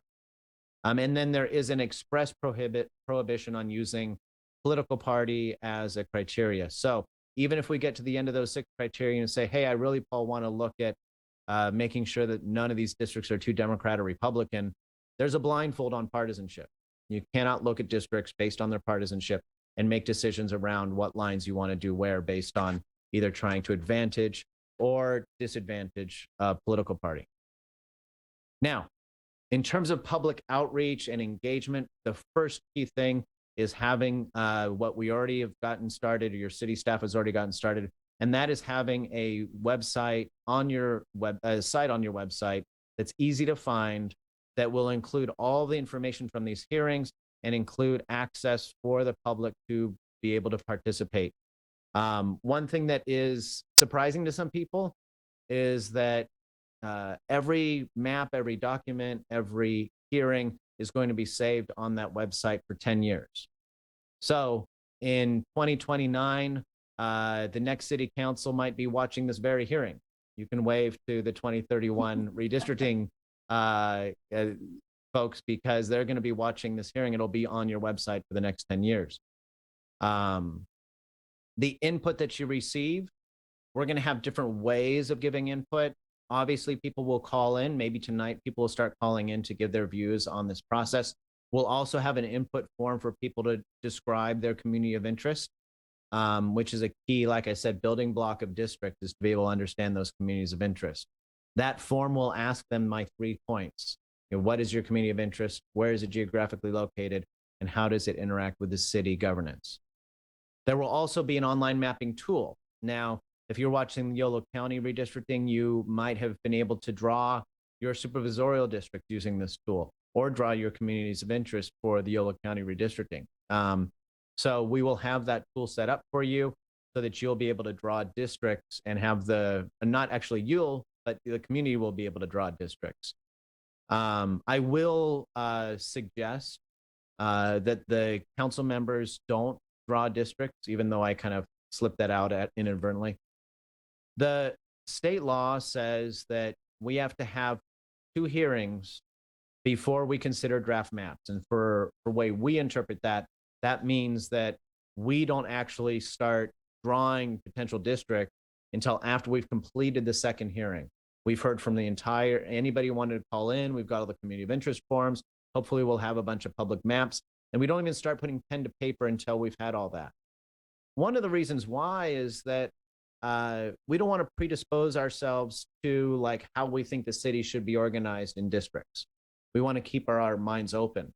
And so we would discourage council members from using the mapping tool even once it gets launched, but we will try to work with you to encourage as many members of the public to do so. This is your city based on the census. If we were to draw districts, and I think you still need to decide 4 or 5 districts, you'd either be looking at 4 districts at about 13,500 people each, or 5 districts that are just around 11,000 people each. When we get maps for your districts, we're going to be providing them in this format, and it'll have, right now it just has the total city population, but it'll have all the district populations, and then below it, it'll have all the citizen voting age populations. This is an important distinction. The total population is from that decennial census. That second table is the citizen voting age population. That's also from the census, but not the 10-year census. It's from an every year study called the American Community Survey that allows us to have kind of more of that, context to a lot of the census data. It allows us to see how many renters and homeowners and incomes and ages and ethnicities and citizenship and all these other questions that aren't in the decennial census. So the total population after we deal with that prison adjustment from the statewide database is 54,000 people. That's what we would be dividing into equal parts for either 4 or 5 districts. Your citizen voting age population is 33,000 people. So, roughly 60% of the city's population based on that. Now, it's not an exact number because the first number is your once every 10-year count. The second number is an average over 5 years of American Community Survey studies. So don't get too fixated on these numbers being exact. In terms of Latino population, you're right about 21.5% Latino based on the citizen voting age population, right at about 10% Asian, and about 6.3% Black population by citizen voting age population. When we get districts, we'll break them out by these exact same numbers for you so that you have those. And with that, I'm happy to close up. And we, not just I, but also our staff are watching. So if you have questions or things that you want us to make sure we can address, we will be able to take those notes, and we will be listening to all the public comment to make sure that we can address all of that in future hearings. All right, thank you, Mr. Mitchell. I'll bring it back to council for questions or comments. I think just a quick question, John, just to make sure we capture this feedback that you're needing specifically from us for direction to moving forward. I think, can you specify again what it is you're looking for from us? Yeah, the number of districts that you're looking to create. So that could be 4 or 5, like Paul mentioned. The idea is if that is not determined beforehand, then it multiplies the number of different iterations of maps that are out there and makes Paul's job a lot more complicated to explain this to the public and get sort of cogent input from them. So that's the reason we'd like to get the number of districts from you this evening. Thank you, John. All right. Any comments or questions among council? I will, Madam Mayor, after public comment. Comment. Okay. Councilmember Alcala? I'm going to wait for public comment too. Okay. All right. With that, I'll open it up for public comment so we can hear from the community on what it is they're interested in saying about this. Anybody in attendance this evening would like to provide a public comment on this item? Please raise your hand at this time.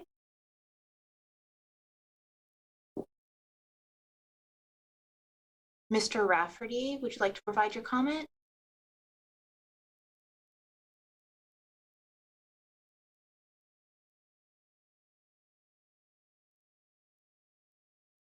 Mr. Rafferty, you're... Hello? Yes. Hello? Yes, sir, we can hear you now. Thank you. Okay. Well, lots to say, but first of all, I do want to say that I think how many districts is not the question.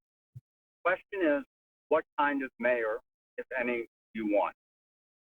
And I think it's important we have that discussion because this is really an opportunity to have a mayor who's kind of above the fray, complements 4 district members who become specialists in their neighborhoods. And that's one of the reasons we're doing this. But there are a couple other important basic reasons to consider. One is that we have neighborhoods, or in general, there are neighborhoods. I think of a city that has a neighborhood called Monument, has 10% of the voters for the city, which who never really influenced anything, but 20% of the people. And that's because they had a disproportionate number of people who were not yet 18, or who were not yet citizens, or who were eligible to vote but didn't. And all of those people deserve full consideration from their government, and districting does that. But it's important to recognize only part of the solution.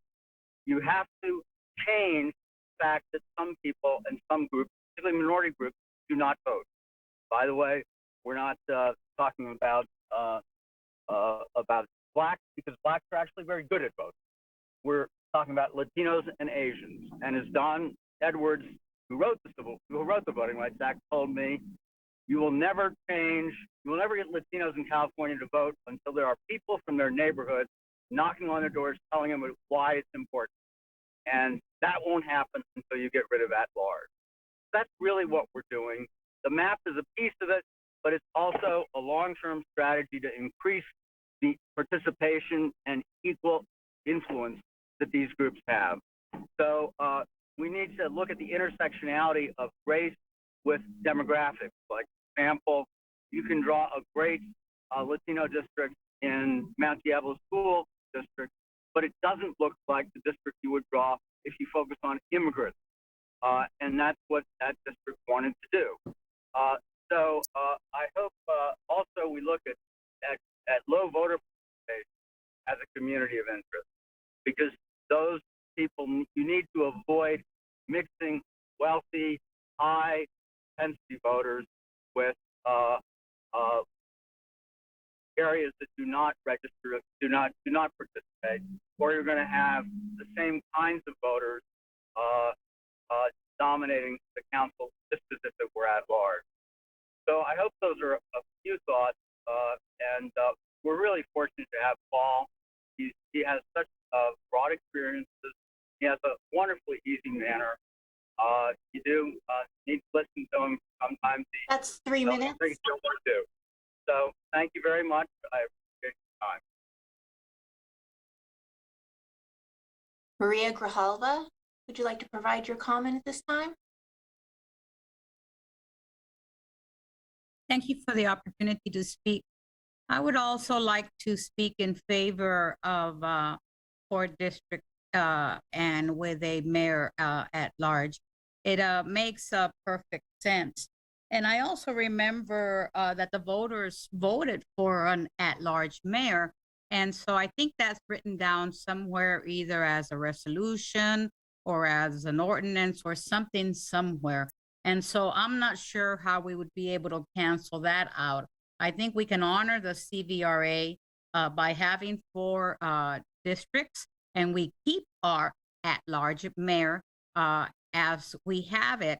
And of course, we change it to 4 years, because how can you be a mayor if you're focusing on running every 2 years? And so thank you so much for this opportunity to speak, and I'm so glad we're taking care of this.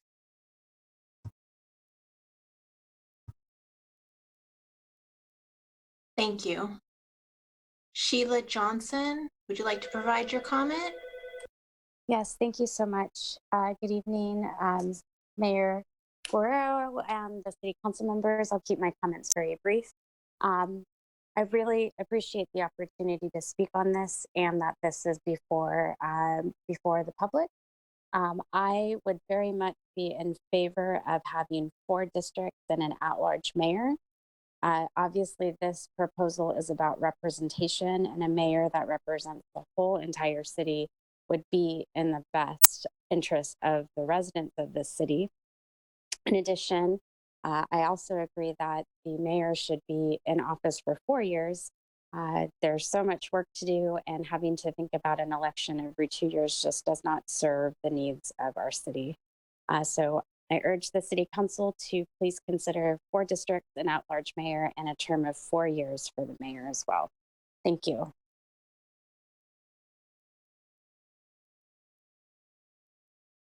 Thank you.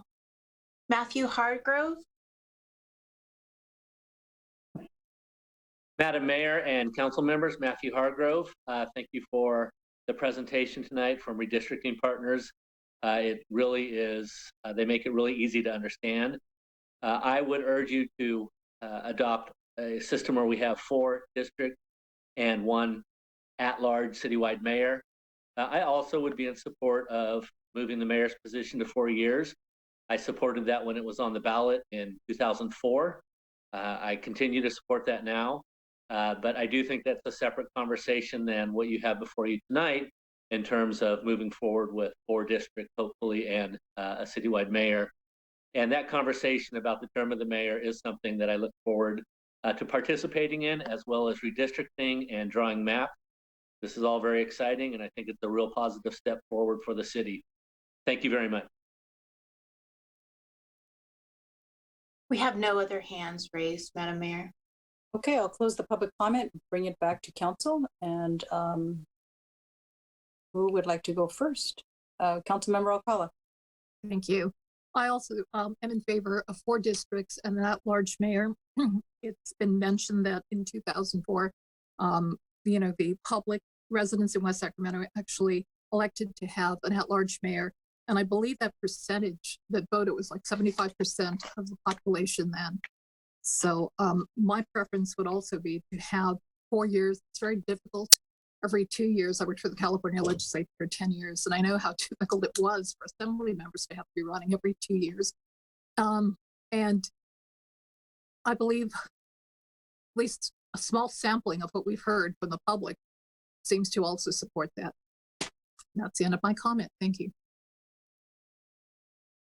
All right. Councilmember Ledesma. Thank you. And thanks, first of all, to John and Paul for all the preparation work going into tonight. And Paul, I know you're an old hand at this, not to call you old, but I love the fact that you threw in the community of interest being bike. So I'm sure the biking community thanks you tonight for that. But thanks to the public that's starting to weigh in. And I think that's my message tonight. It's still we're early. This is the launch pad, not the landing pad, right, Paul? And to a community-wide discussion about the governance of the city and how we'll be set up. And I think it's an important milestone for us. I think I said it's the last meeting. I think there is an opportunity here to get it right, to establish certainly what the CVRA sets out to do is Paul, I can say anything better than Paul and John did in their presentation about ensuring that the voting opportunity for our residents is there and the representation is there, and ensuring that over the next decade. So getting it right is important. So hearing from folks is that. And I think part of my thinking, and I said this the last meeting as well, and this was introduced, was the danger in this becomes, where you have your I think it is around neighborhoods or districts or pitting neighborhoods against neighborhoods, and that's not the intent of this, and I don't want that to be the intent of this. As I said the last one, I've always seen myself as for the 12th year serving on this board as representing everyone, and I would continue to look at this council to find ways that as going forward we build that culture that we're all representing all of our neighbors across the city.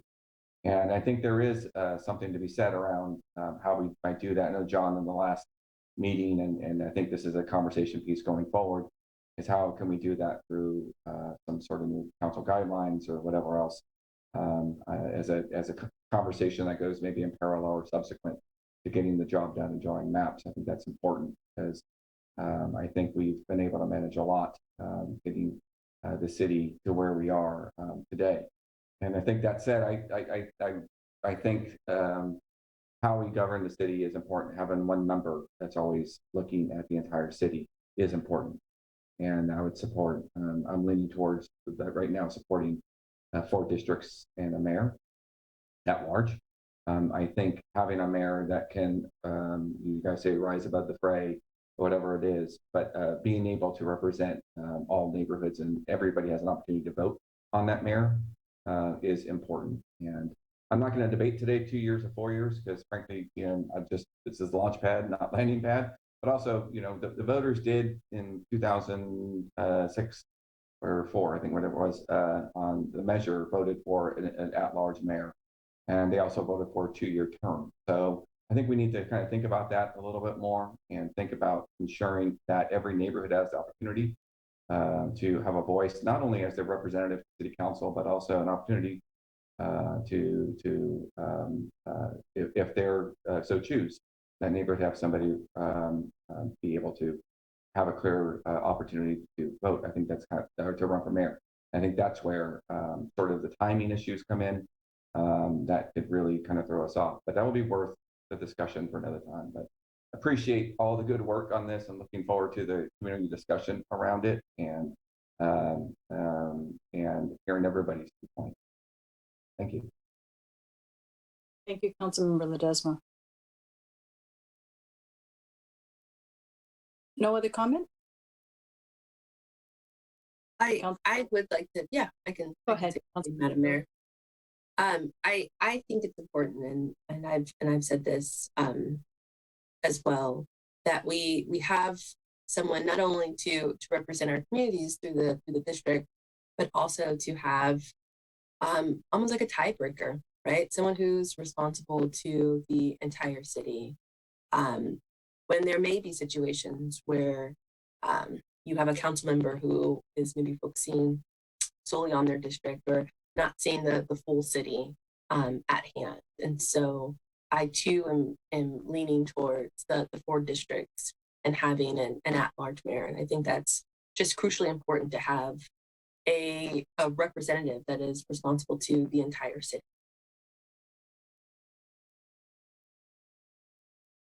Thank you, Councilmember Early. Mayor Pro Tem Orozco. Thank you. I think that for me, the arguments made in favor of having district definitely supports having 5 districts. We're talking about representation of certain individuals whose voice needs to be amplified. It sounds to me as though having 5 districts would allow people to be a lot more pronounced and elevated in communicating what their specific district needs are, and for us to be responsive. With that stated, I have not made up my mind as to where I stand with respect to the number of districts. I feel like the argument needs to go all the way, not to serve any specific individuals or positions. It has to be for the spirit and the vision of the CVRA, and how we want to ensure that their votes are not diluted. I too, like my colleague, Councilmember Ledesma, have always embraced this entire city, which is the equivalent of the size of a district in any other region, city in our region, especially across the river, and Elk Grove and Sacramento and other places. We're a very small city, so it's not very hard to look at our city and to embrace it as a whole and still make the right decisions. With that, if I'm a sitting council member at the time of this, which, my term isn't up until 2024, and I'm reduced only 13,000 or so folks to represent, my vision will still be for this entire city. So regardless of what my duty is to an individual district, I will see my community as a whole and speak for the residents for whom I'm voted to speak, but also looking in the best interest of my city. With respect to term, I'm going to reserve my position on that, because I think it's a little premature to just jump to one conclusion without getting all of the input from our community members. I think that's the reason why we're doing public outreach at this juncture. We want to gather as much information as we can about the pros and the cons, because ultimately there are drawbacks to going to 4-year, and that does concern me, because there are inequities that are created as a result of going to 4 years, inequities that would affect at least potentially 2 of those 4 people who are elected, who, I think the voters need to hear about that before making a jump decision, because there are certainly arguments in favor, but you can't just take the benefits without considering the cost. So I don't want to do a disservice to any other council members whose term might be up in the future at the same time as a sitting mayor. I think that it is a big consideration that I'd like to have much more information before moving forward on. But one thing that's for sure, listening to the voters matters to me. And if the voters stated that 2 years is what they desired over 4 years, well, then that counts to me. So again, public outreach is a big deal, and I definitely want to honor the will of the voters, and I've said that time and time again in this council. So with that stated, I'll go ahead and give it back to her. Thank you. Thank you, Mayor Pro Tem Orozco. I have thought about this long and hard. Let me just start off with the at-large mayor or 5 council members. And I've been debating this. I've been supportive of district elections, and I've been debating this, this conversation, just to make sure that we have some level of accountability in the governance. As I've been told that sometimes once you create districts, council members only want to represent their district and the needs of their district. And I'm really concerned that that would happen here. But, hearing my colleagues, I think we will set the pace and set the tone to make sure we represent the city at large. We are a tight-knit community. So whatever happens in one end of town, the other end of town somehow gets to understand it and is persuaded and can influence what happens. So I think we're small enough that we can hold each other accountable as a district representative. So in looking at an at-large mayor is a preference in that you hold one who can hold the tie-breaking vote, in other words, or also be held accountable for what's going on for the entire city. So that is my conclusion in taking a look at this process. Whether it be 4 years or 2 years, I being the probably the Mayor Cabaldon being the first and myself being the second, running every 2 years is a challenge. It is going to be, taking time away, but I will say I do love meeting with the voters. So it's a unique opportunity to put my tennis shoes and my shorts back on and to be knocking on doors in those hot summer days, and in those long winter nights, with the flashlight, continuing to stay in touch with with my community, which I love and cherish being able to stay engaged with, and hoping that we can find a way to do this that is equitable as far as whatever conclusion we make. I'm hearing today that a 4-year term is preferable, and I'm going to continue to listen to what the residents have to say about this as far as the process. And I know we can make that decision later on down the road. Paul, I appreciate your presentation. I think I've been trying to figure out ways, how do we videotape this, or maybe you can do it again, kind of like a way to get the message out. This is what this process is, as an education tool for the residents to understand what this is about and why it's important for them to get involved.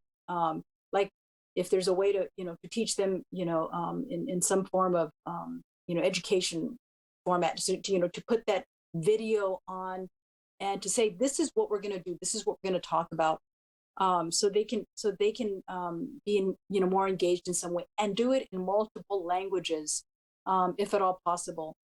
So get that out. And then John, if there's a way to put street signs, I know we did it for COVID, as far as our situation early on, to be able to put those I don't know how they're the trucks that have the lights and messaging boards out there.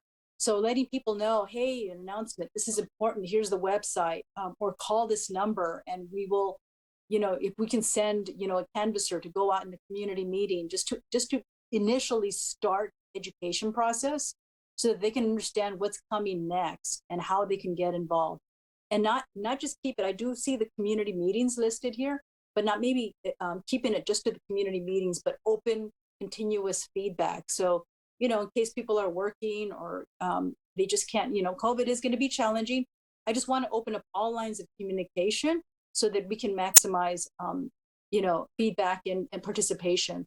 And the other interest I have is, for those that are challenged as far as, language barriers, I want to be able to know who utilized the different language opportunities. So if it was in, because we have like a huge Afghan population, and now they may not be voters, but they may be interested in learning, how to do this process, and to understand why it's important for them. So, so if we can find out if they, hit a link, or if those languages are, tapping the resources that we are providing, how do we know about that? I don't know if Zen City can figure that out, or, what way to, accomplish that. But I want to know who is engaging in the process, both by language, location. I don't know if we can do any other data, but Paul, I'll leave that up to you to help us, if we can get some kind of participation data. That way I know that we really exhausted reaching out to the residents. It's also an opportunity for us to find ways to connect with the residents, not just in this, but in other opportunities. And, I think we're going to have to educate them on voting. Hey, you have a district now. This is how this works. Because I remember with the school district, everybody was kind of confused, like, who's my representative? I see all these names out there. And we want them to learn, as far as getting out there to vote, what this means, like who they're, who it is on the ballot that they need to vote for, which I think it'll show up only one name, but kind of, so they can recognize what their participation and effort, amounted to, and now the choices they had before them. So that's just some preliminary feedback on the next steps. And I see Mayor Pro Tem Orozco's hand up. Okay, go ahead. Thank you. I actually have a question. You said something, and I had a question for Paul. Paul, first off, thank you. I didn't thank you like my colleagues did. So I appreciate the presentation. And I'm interested in knowing what your experience is with cities that go into, say, a 4-district at-large mayor that change a term? Have you? I imagine you might have some experience with that, and if not, that's fine. But I'm wondering, what's the norm? Is it normally a 2-year term in your experience for? I don't generally hold myself up as being a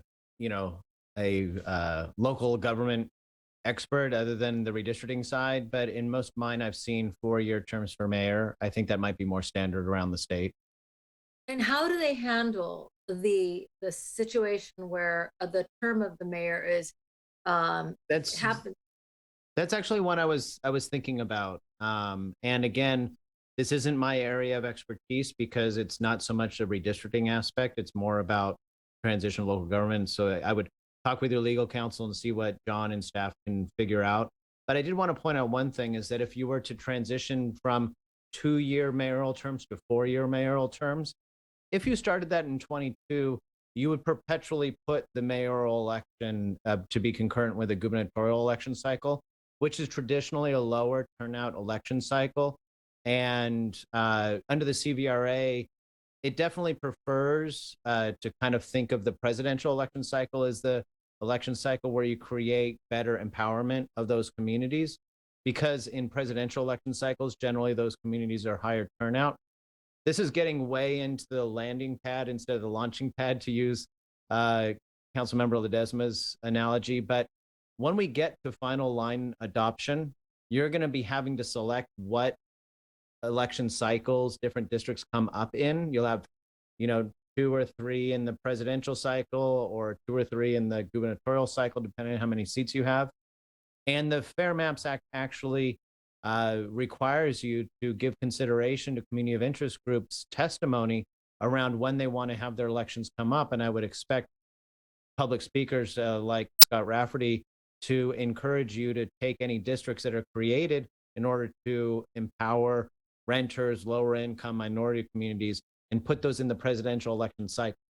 And it's very common for that to be happening. So if you were to transition to mayor, you would have to put some thought into not only are we transitioning to a 4-year term, but do we want that to be in a presidential or a gubernatorial, and how do you facilitate that? That's something for your staff and attorneys, I think, to address.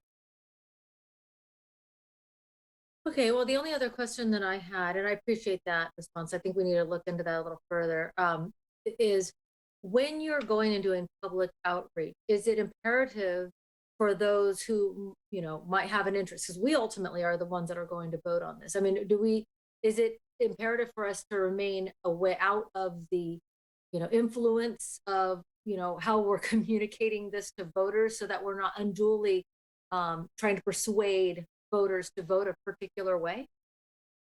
Yeah, so I think that we're going to have a pretty aggressive outreach to the community.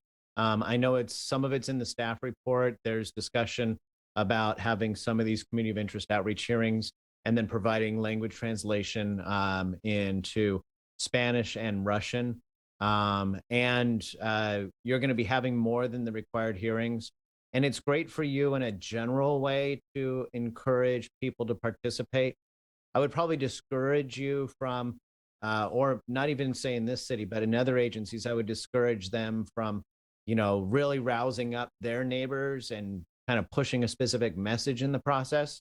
You really do want to keep yourself in the position, since you're going to be voting on it, of being encouraging of participation in a general way, but also being here to listen and not putting too much of your current preconceived notions about what should be in front of what will be, I hope, a healthy amount of public engagement and suggestions. So I hope that answers your question. It does. Thank you so much. Appreciate that.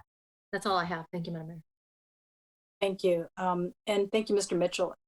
I do want to tap the city attorney for a second on a question that I have about social media, use of social media on this process. You can give us some guidance on that. I think there's some new laws that been passed.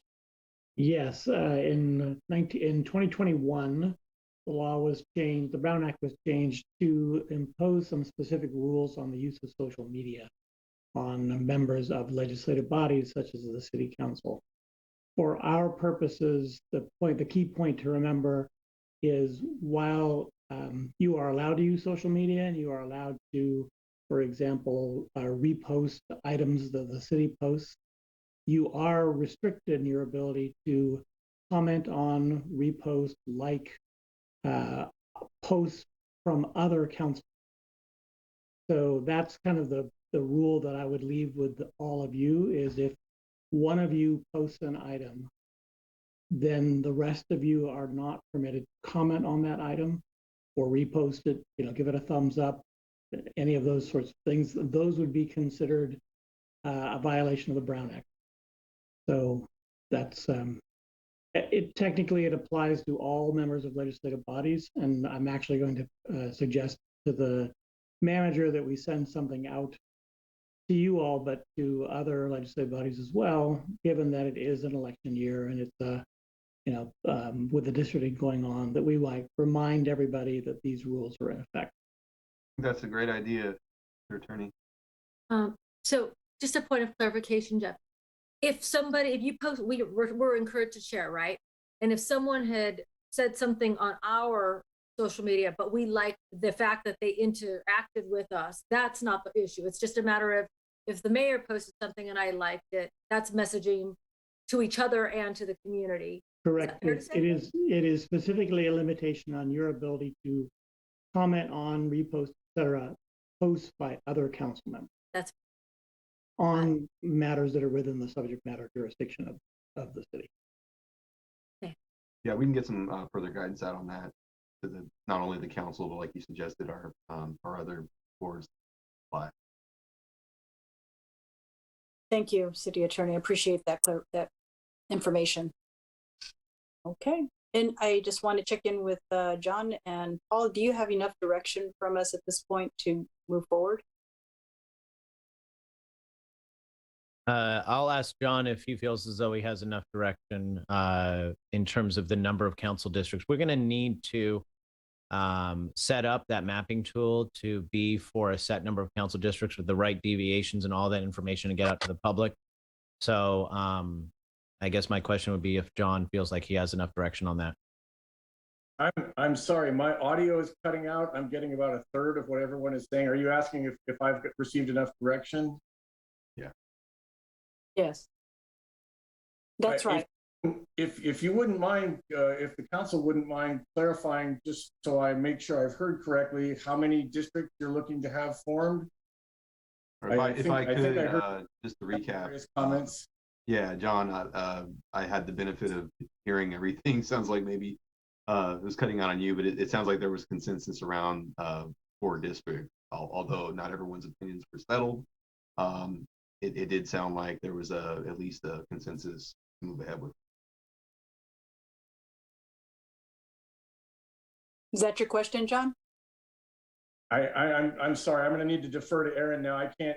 I'll get it, John. But that was the question. Yeah, that is the essential point for tonight. We need to move ahead to begin drawing maps. So based on the earlier comments, the tally I was coming up with is there appears to be consensus for this. Okay. So if the city manager is happy with directing us in that, then we have everything we need to. And I want to thank you for having us here tonight. And I look forward to undergoing this whole process with you. All right. Thank you, Paul. Appreciate it. Thank you, John. Thank you. And just to reiterate, though, there's a number of issues that we don't need to decide tonight. That really is the central one we'll move ahead with. Everything else we talked about, we'll have additional public hearings and an opportunity to make decisions on those points. So thank you. All right. Thank you. Thank you. All right. Are we all ready to move to the next item, number 16? Is under the city manager is the consideration of proposed changes to fiscal years 2021, 2022, and 2022, 2023 benefit summaries and updates to publicly available pay schedule for fiscal year 2021 and 2022, and adoption of resolution 22-16, approving related budget adjustments. Mr. City Manager and Amanda Berlin will be doing the update today. Yes, I'll be giving the presentation on this one. And normally in the past, such items as this would be placed on an agenda for approval. But because this item includes salary and benefits changes for certain department heads, there is a a fairly recent requirement in the Brown Act that was enacted back in 2016 that actually requires an oral report summarizing the recommended changes prior to the council taking final action. So if you could bear with me as I cover the details of this item as required by the government code, I'll move as quickly as possible through it. The item before you tonight is consideration of proposed changes to the benefit summaries for the unrepresented groups in the city.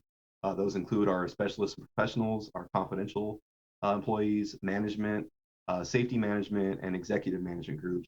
But just to be clear, this doesn't apply to the city manager position or the city attorney position, which work under contract.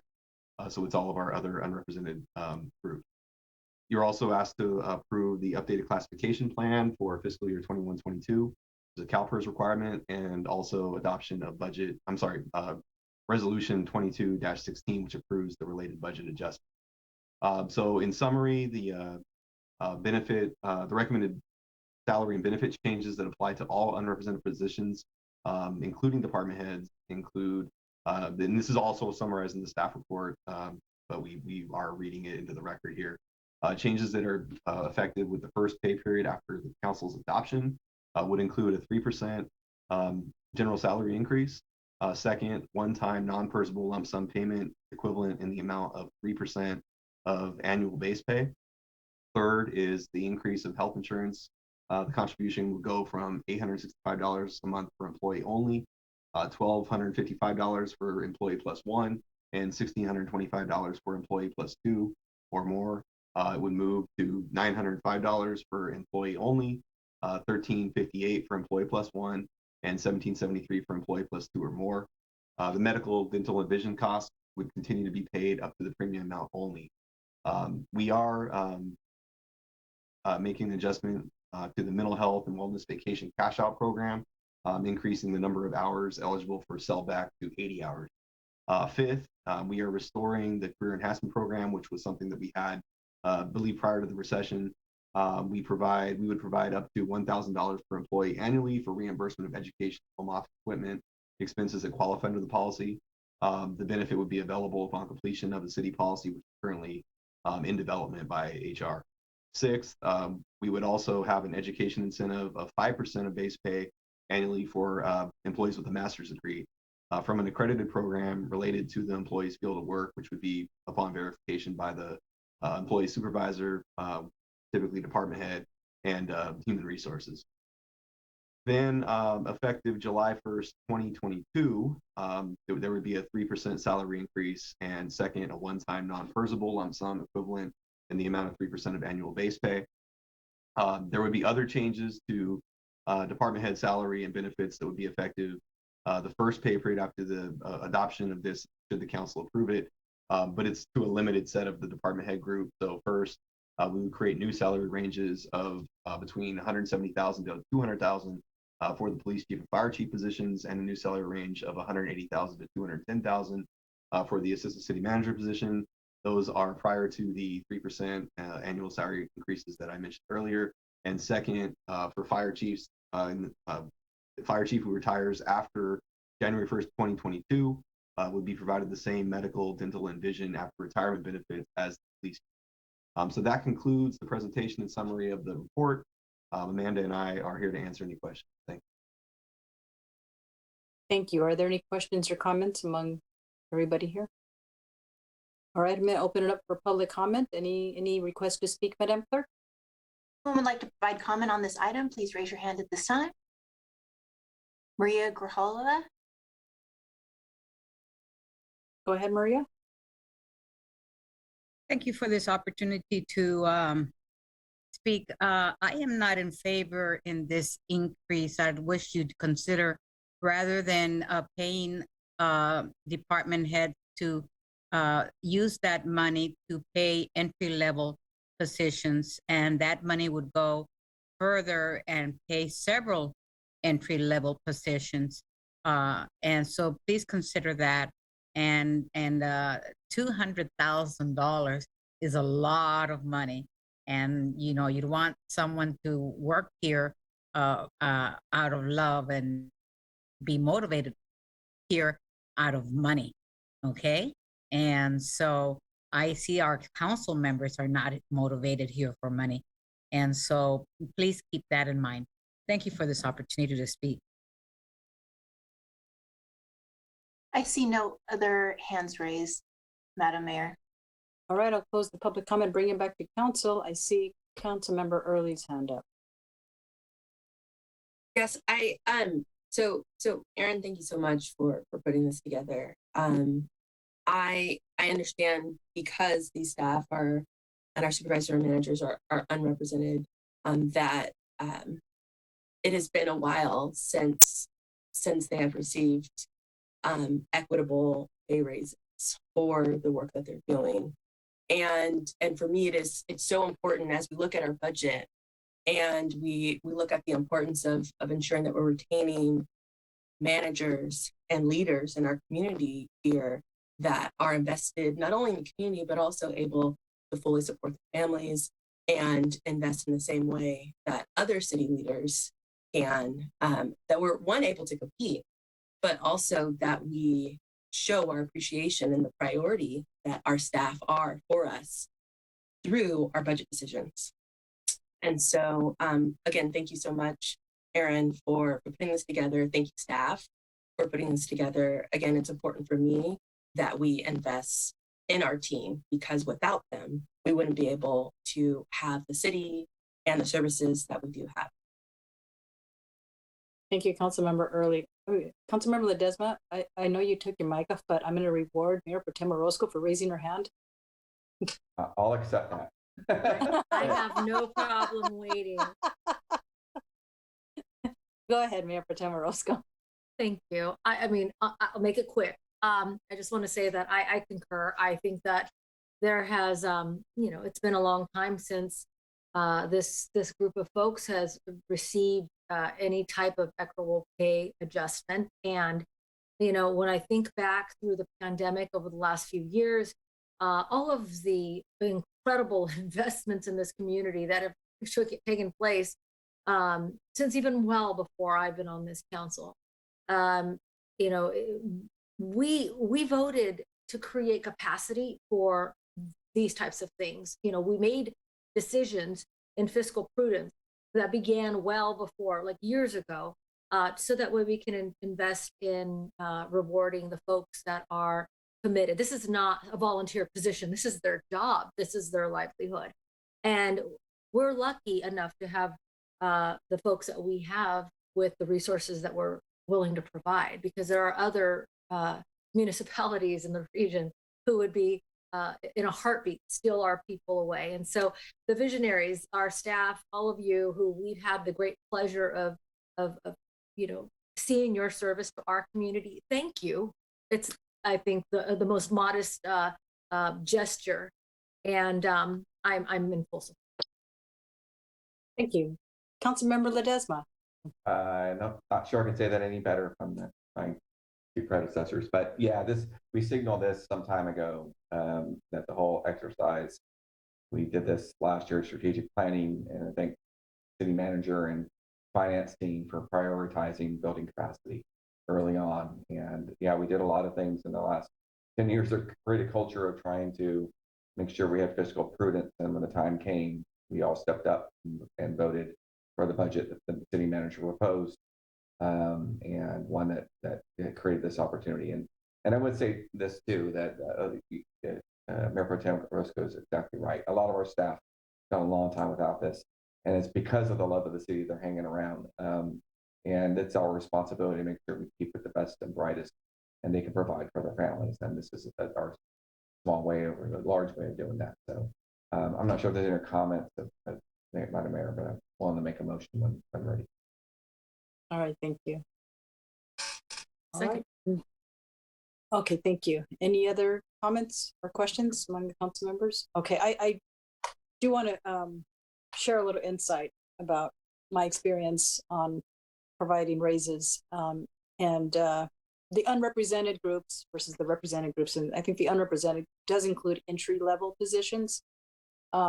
Just to provide a little insight on that, they include part-time positions. They include those that are not working as a union member among our police department, or our other public works or Parks and Rec, who are represented by the operating engineers or our firefighters. They're not those people. They're those that, you know, probably are least paid in the city, including, as you noted, maybe the two that are getting 200,000.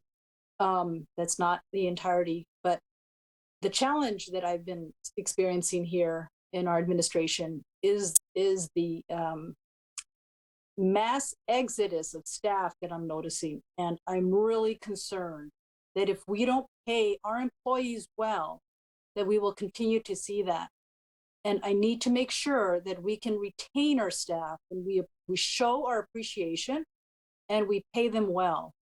Without that, I have no confidence, which is why I worked really hard on establishing, you know, the budget stability agreement that we achieved on council in the last 6 months. It took a lot of hard work to get that.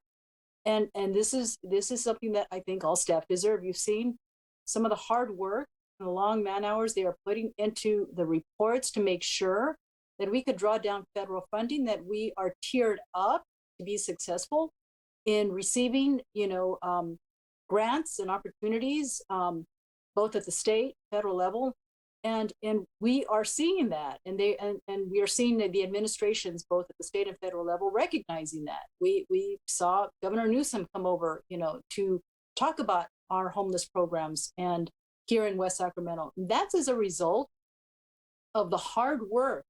You know, that's just the tip of the iceberg that I will say, of the hard work from our staff. And they are serving every member of our community. They are making sure that all of our needs are met. I receive a lot of concerns, a lot of complaints. I'm not complaining about that, and that's a legitimate complaint. I pass it on to staff too, and I delegate it to staff, and they are doing everything possible to address that. And I think that sometimes it just takes a lot more work and energy and time. And I want to make sure that they are being taken care of financially, that they have, you know, health care benefits, that they are paid well, so they don't have to stress over whether their paycheck is going to make ends meet. And especially through COVID, what we've experienced, you know, having to shut down and having to figure out how to continue to deliver services.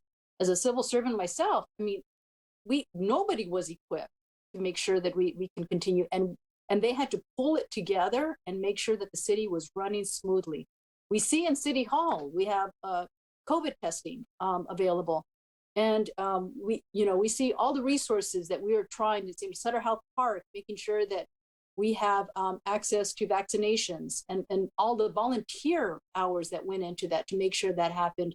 So I truly believe that the dedication that our staff have delivered to us is the love and the dedication is here. And I would like to do everything I can to make sure that we serve them. Both our police chiefs, I'm grateful that, police chief, fire chief and police chief, I'm grateful for their service. I know that this has been some really challenging, last 2 years have been really difficult. We've seen, some of the community challenges, and we've seen, this last week, a firefighter getting shot at. These are concerns and things that keep me awake at night. I can't imagine what keeps them awake at night.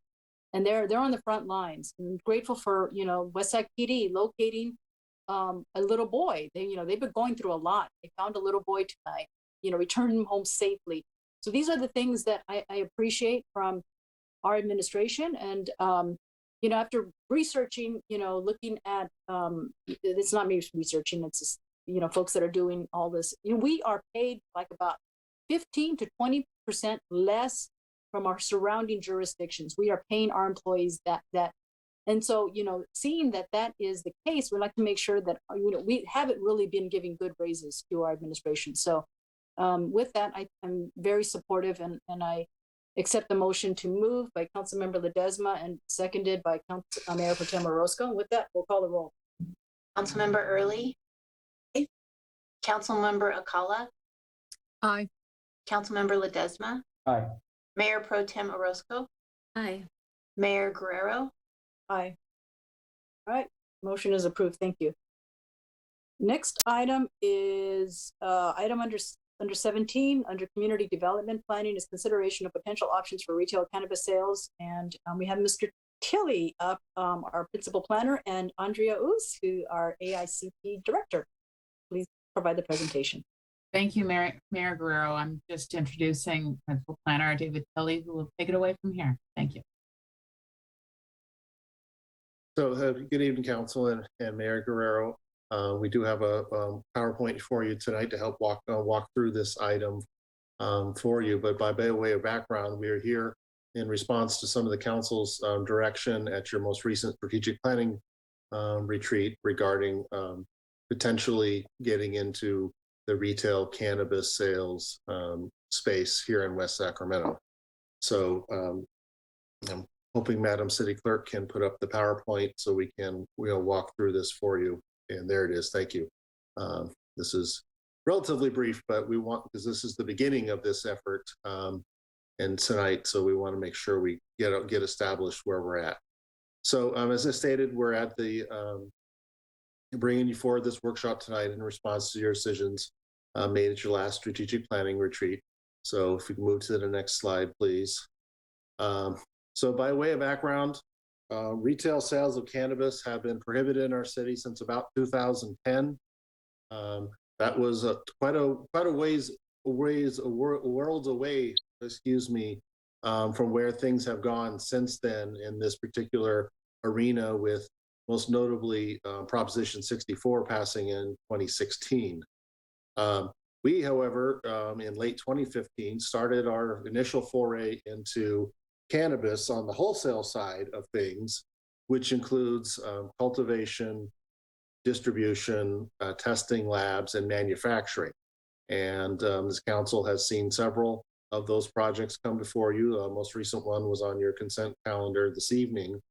And so we have been in that particular arena since about late 2015, early 2016. The big change in how things have gone is the passage of Prop 64, which was passed quite notably in the state and especially in Yolo County and West Sacramento. And so since that time, the staff has been working on our own municipal code and trying to keep up with the myriad of changes that have come down at the state level as they work on the implementing legislation from that Proposition 64. So along this timeline, was your retreat from last year, which was the basis for tonight's workshop. So next slide, please. So retail cannabis sales really occur in two ways. There are storefront dispensaries where anyone of legal age may go into a storefront, which in a retail type environment, and purchase cannabis subject to the limits on quantities, age verification, things like that. There are numerous dispensaries right around us and our immediate neighbors, including Davis and Sacramento. And many of these have been there for some years. Some of them were newer, but there's certainly a number of them in Sacramento that have been in place and operational for a number of years. In more recent times, especially during the COVID area, another very popular form of way people may purchase cannabis is via delivery. There are numerous businesses out there operating under state licenses that are a non-storefront delivery only. So these are businesses people would contact primarily online, place an order, and then the delivery would be made to that end customer as a retail transaction. There are numerous delivery companies operating in the region, perhaps 100 or more. And it's certainly no doubt that at least some residents in West Sacramento are and have been receiving their retail cannabis purchases via delivery. This does mean that those businesses, if they're not based here, means that that revenues are going back to those other communities where those are based. And we've also, through some of our research, really learned how retail cannabis sales really come from a very small market range. Folks have a preferred store, preferred not to go far, and hence why we're seeing a lot of interest from potential operators here in West Sacramento, even though there are numerous dispensaries, shortly over the bridge in downtown Sacramento and to our neighbors to the west in Davis. Next slide, please. When we first got into this particular arena, it was from an economic development angle, and that has proven to have been somewhat fruitful. To date, we received a little more than $4 million in revenue from our wholesale side of our businesses, the distributors and the manufacturers. And all of those revenues have been implemented by development agreements, of which, again, the council has seen numerous ones over the last 4 or 5 years. And we're starting to see a bit of a cannabis business ecosystem in our community as we're starting to get more businesses come online, especially the testing labs. There's a lot of opportunities for our local cannabis businesses to be doing business with each other in our community, which goes really back to West Sacramento's long-term base, which has always been about a lot of business-to-business transactions. We do not currently have a sales tax. That was all implemented by the development agreements that we have done with each individual operator. Communities do it differently, but in our region, the retail tax side of things ranges between 4 and 15%. It's quite the range.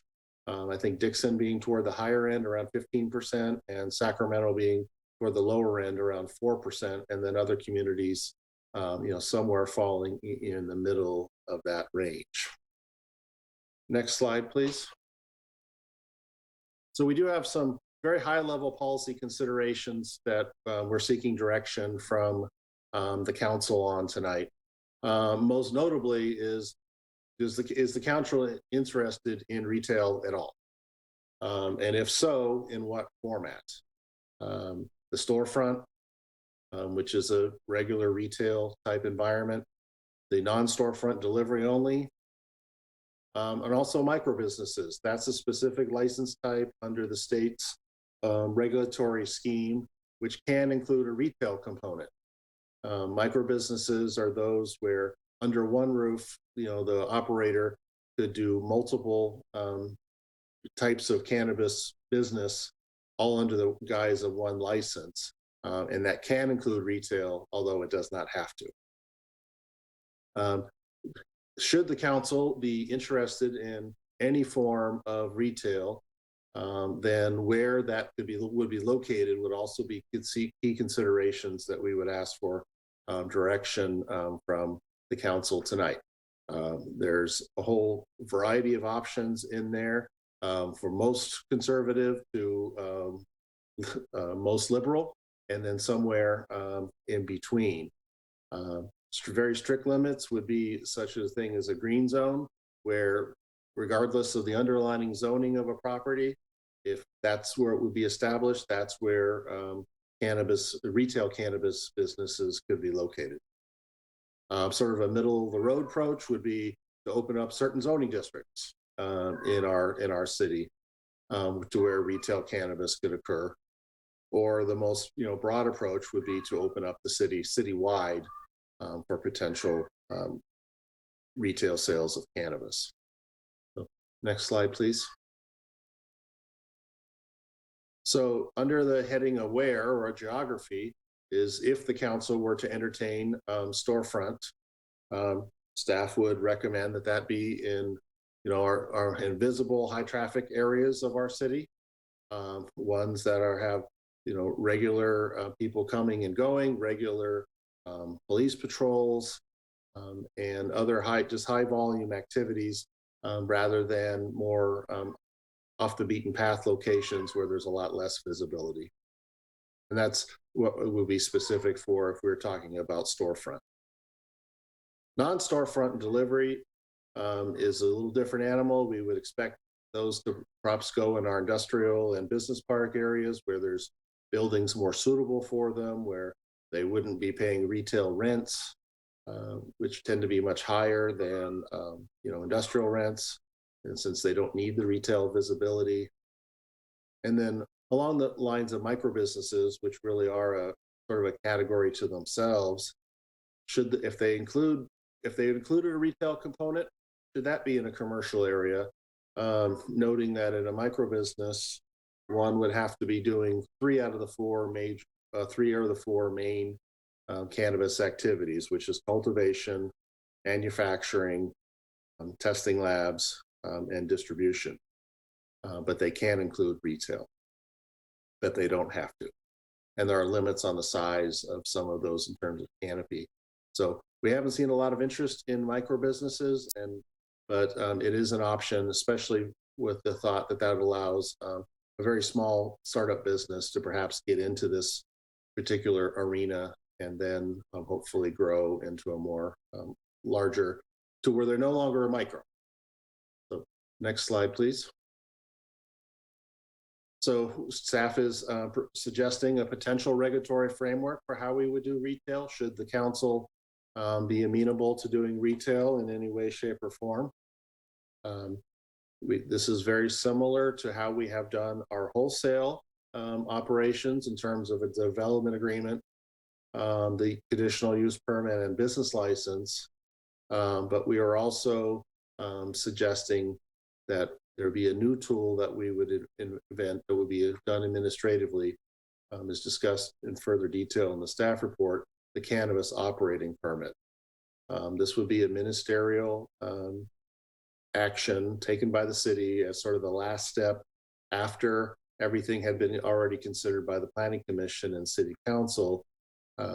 And this would be also something that would be revocable and would provide the city more administrative ability to inspect operating cannabis businesses, particularly storefront businesses, on an administrative basis. Could be somewhat analogous to the motel inspection program that we've had here for many years. So, next slide, please. So in summary, we are seeking direction tonight on staff, for two staff from the council on the question of retail. So if the council is open to retail, then how? Storefront, should that be merit-based, or perhaps we take applications one at a time, as we have done with the wholesale project, the non-storefront delivery only, and micro businesses. And as I've stated, if the council is open to retail in any way of these particular avenues, some direction on potential location or areas of the city where that will be entertained.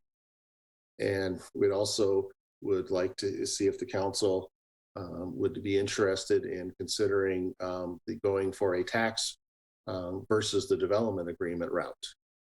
That remains an option for the council's consideration.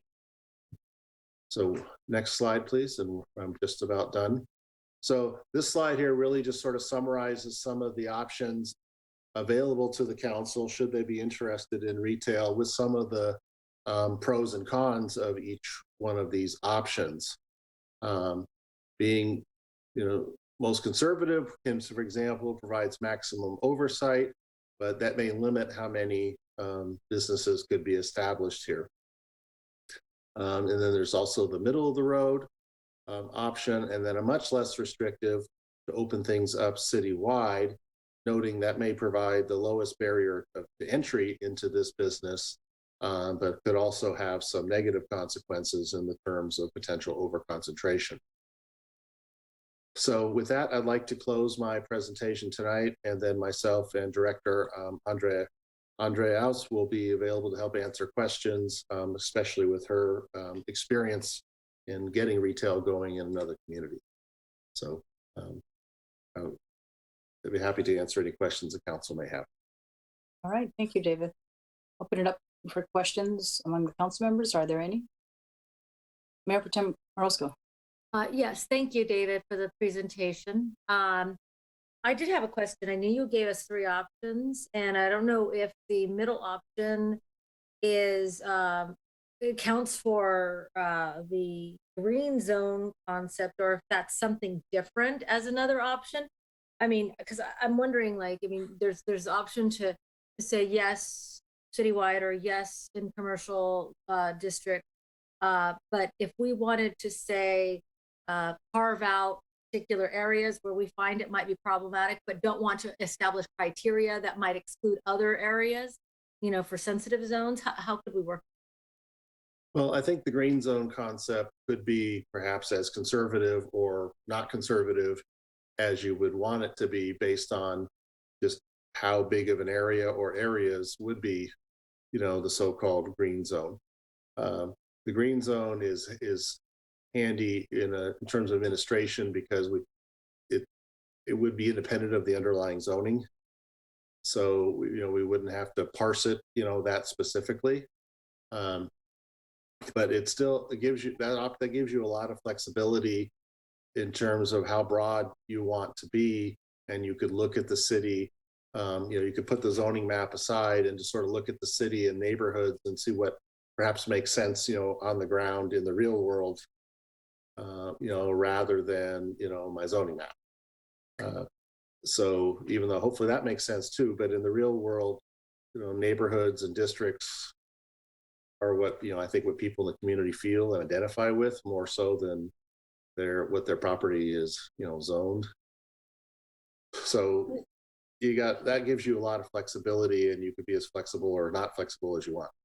Well, is that contained within the 3 options, or is that up like option D?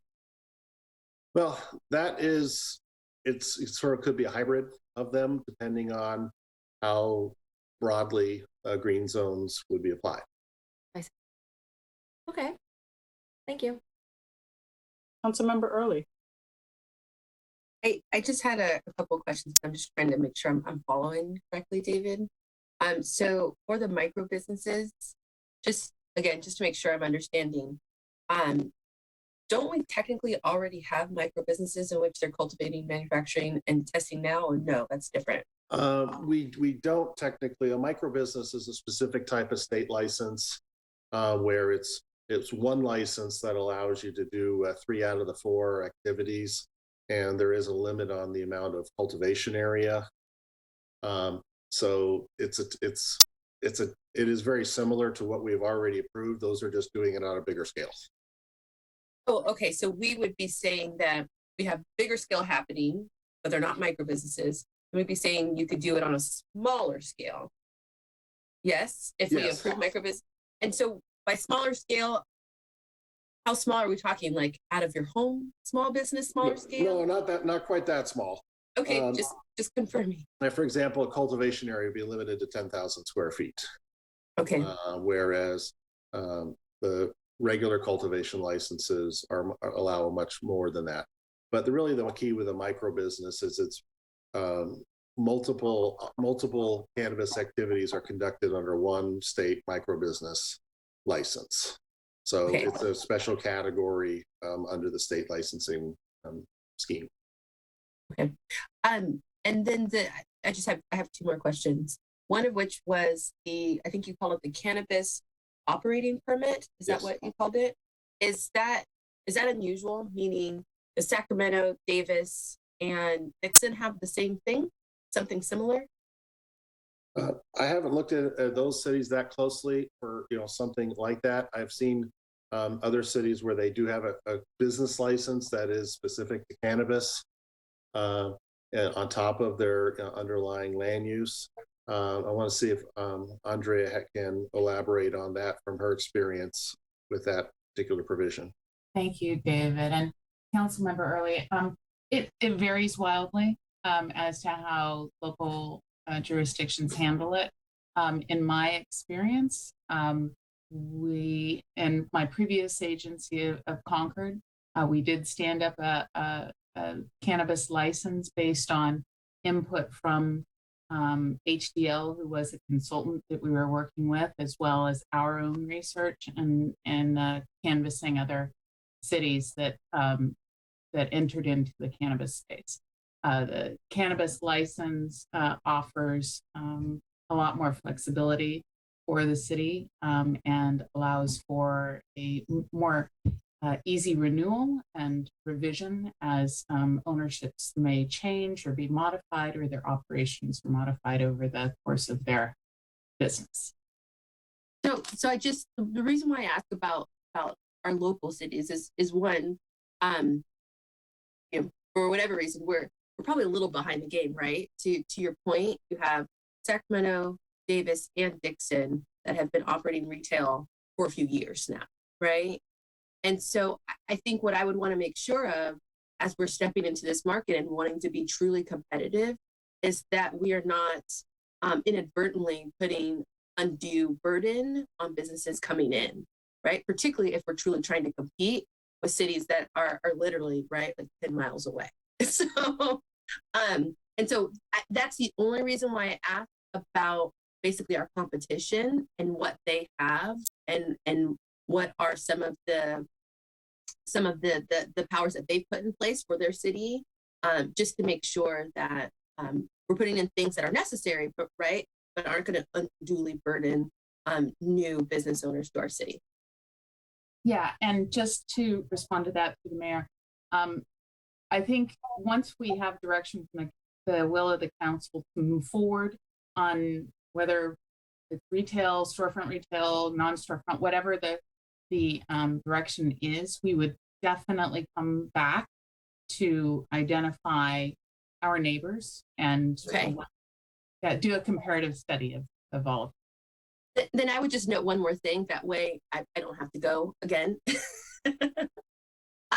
In thinking through this, if there was an additional direction that I would give to staff, it would be in regards to an equity perspective on how we move forward in granting our licenses and what's set aside for communities that have been disproportionately impacted by the war on drugs. There's something along the lines of this at state level. I think you guys actually put something that touches on it here, but GoBiz at the state level has something like this as well, right? Where there's a program, so it's not unprecedented. I would hope that in typical West Sacramento fashion, we could do it better. But that would be the one thing that I would want to add here as you're going about and doing the additional research is how could we ensure that those who maybe normally wouldn't have a seat at the table or have access to something like this, that we're doing our due diligence to ensure that we're playing a role here in transformational change. Thank you, Councilmember Early. Councilmember Ledesma? Yeah, I was just going to comment. I do have a couple questions and more comments, but I'm not sure if we're going to go to public comments. I'll wait till after that. Oh, sure. And, Councilmember Ledesma, if the questions could be answered by anybody from public comment as well, I don't know if you want to just put it out there. It doesn't necessarily. No, it would be the staff. Okay. Okay, and thank you, Councilmember Early. I've kind of had thoughts along the same lines as the competition. I've toured around both Sacramento and the Davis areas just to kind of get a sense as to regionally where they're situated, the pros and cons, and how they look, and public safety. Just learning more about some of the challenges and the benefits of having retail space here where they can contribute to enhancing public safety or not. And I learned a lot in the last year as far as learning more about this industry, and also connecting with the retail owners, learning from them on some of the challenges that could be posed here in our city. And just wanted to say that I'm looking forward to hearing the public comment and their additional thoughts from them to engage on back as we take it back to council to decide what to do next. So with that, if nobody's ready to speak, I'm going to open it up for public comment. Madam Clerk. Anyone in attendance would like to provide comment on this item at this time, please raise your hand. I see I see two hands raised. Maria Grijalva.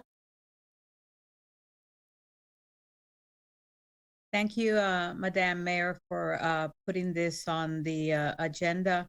I was actually going to comment that the cannabis retail business, from what I understand, is a very competitive business, and people of color have had a hard time to get into the business. And so I would appreciate that factor being taken into consideration when retail is taken into consideration as far as the application process and making it easier for minority businesses to be able to apply. Thank you for the opportunity to speak. Melissa Sanchez. Good evening, Mayor Guerrero, Mayor Pro Tem Orozco, City Council members and staff. I am Melissa Sanchez with the Shrine Group. We are the largest vertically integrated cannabis operator in California. We are veteran-owned and managed by people of color. 70% of our employees belong to a diverse group.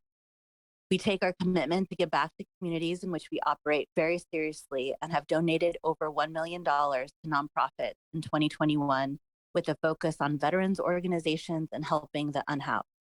We also just entered into a global collective bargaining agreement with the UFCW, a first of its kind in the industry. We were so glad to see retail cannabis on the agenda for tonight's meeting. We have been very successful in Davis, our dispensary nearest to West Sacramento, and hope to have the opportunity to apply to open a retail store in West Sacramento.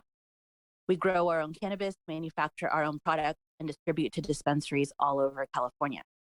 We have 20 retail locations that are currently operational. We also own the #1 top-selling brand in California, DZ, which is sold in over 90% of all the cannabis dispensaries in our state. Our average stores do $19.5 million per year, which is 6 times the average store in California. The Shrine Group had revenue of over $400 million in 2021. We also paid the most state and local cannabis tax of any cannabis company in California in 2020.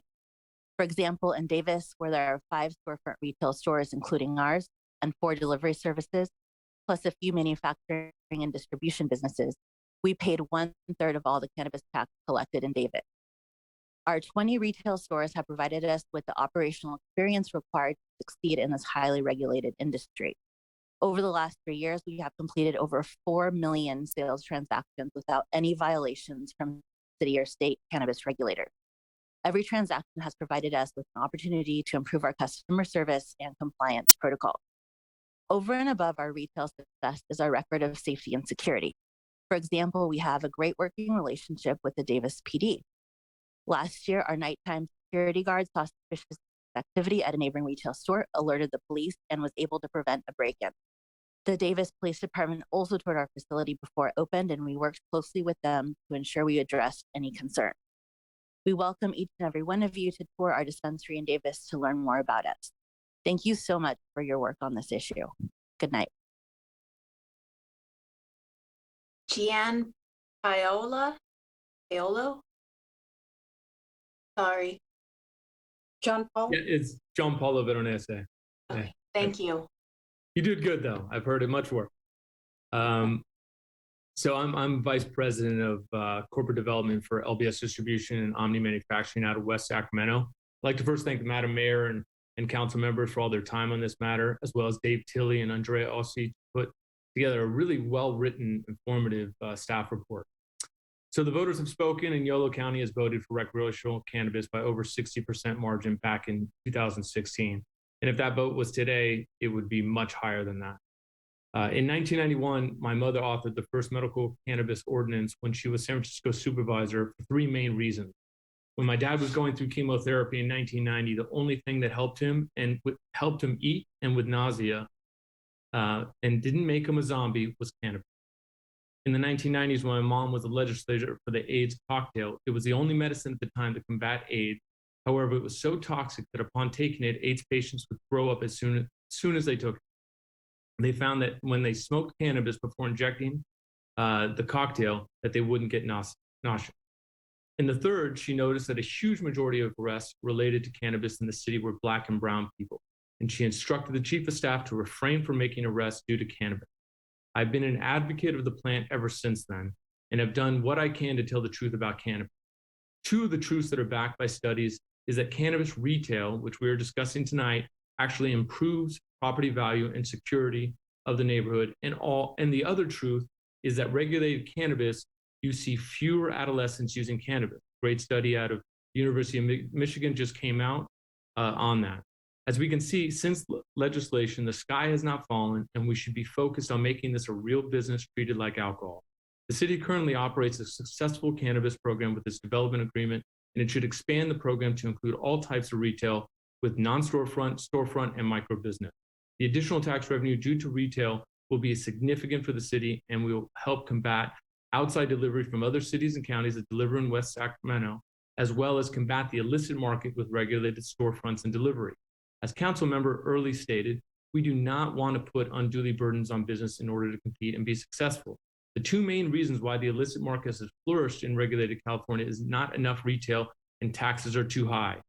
Do not limit retail licensing with competitive application process. Instead, follow the CUP review on a first come, first served basis through a development agreement and allow for the ability to amend development agreements to include all retail.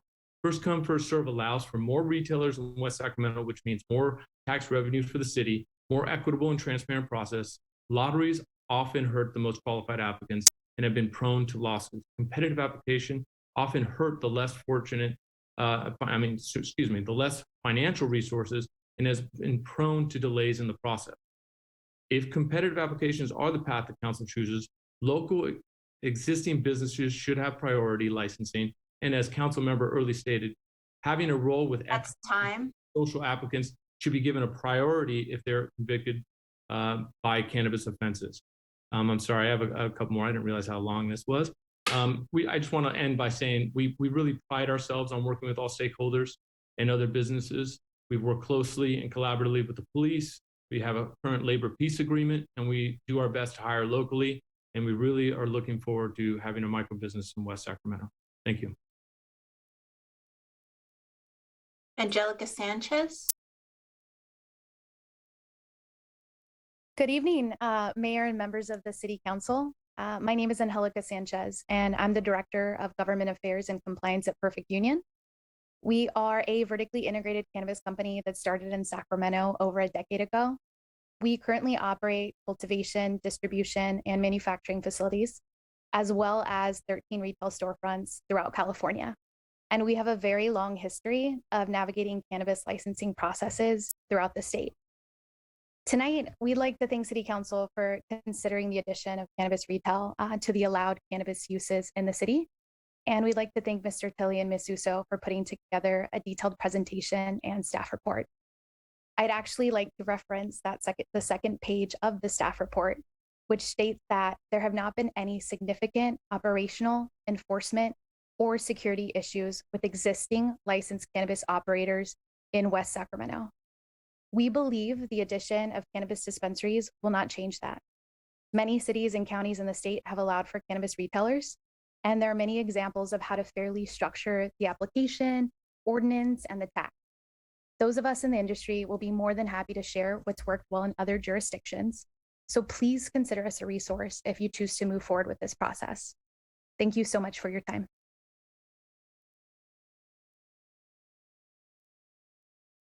Alex Rooker. Okay.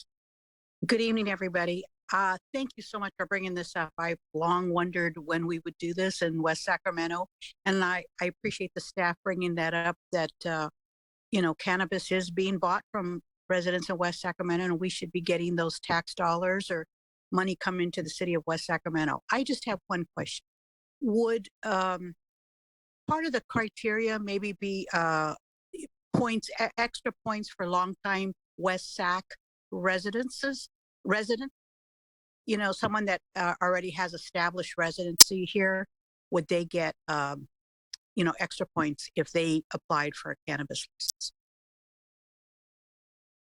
That was a suggestion, and I know it's probably not a question it could be answered. I know the council still has to go through discussion, but I just want to point that out, that I think that's a good criteria for longtime residents that have been paying taxes already here that might want to apply if they meet the criteria to open up a dispensary. Thank you.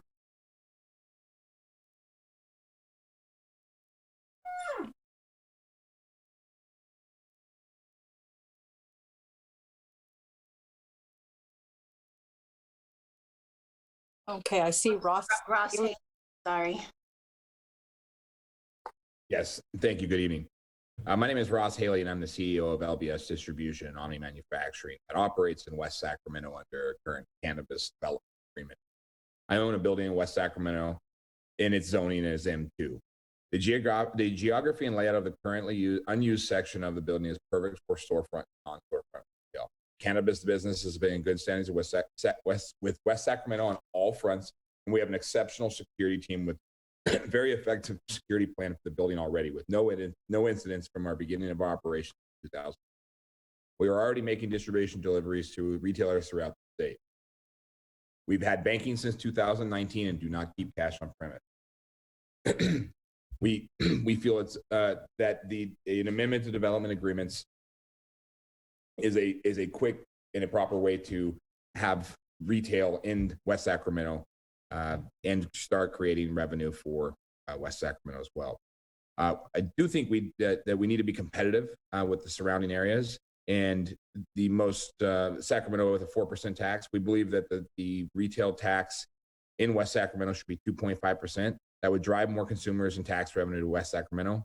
Examples of other cities that had high tax and have lowered them with great results are cities like Long Beach reducing taxes from 6 to 1, San Diego from 8 to 2, and Palm Springs from 10 to 2. San Francisco suspended taxes in the entirety for the rest of the year. We look forward to working with West Sacramento. We have a great relationship with the Chief of Police, David Tilley, and look forward to working with Andrea, the AICP director. Thank you. David Kaufman.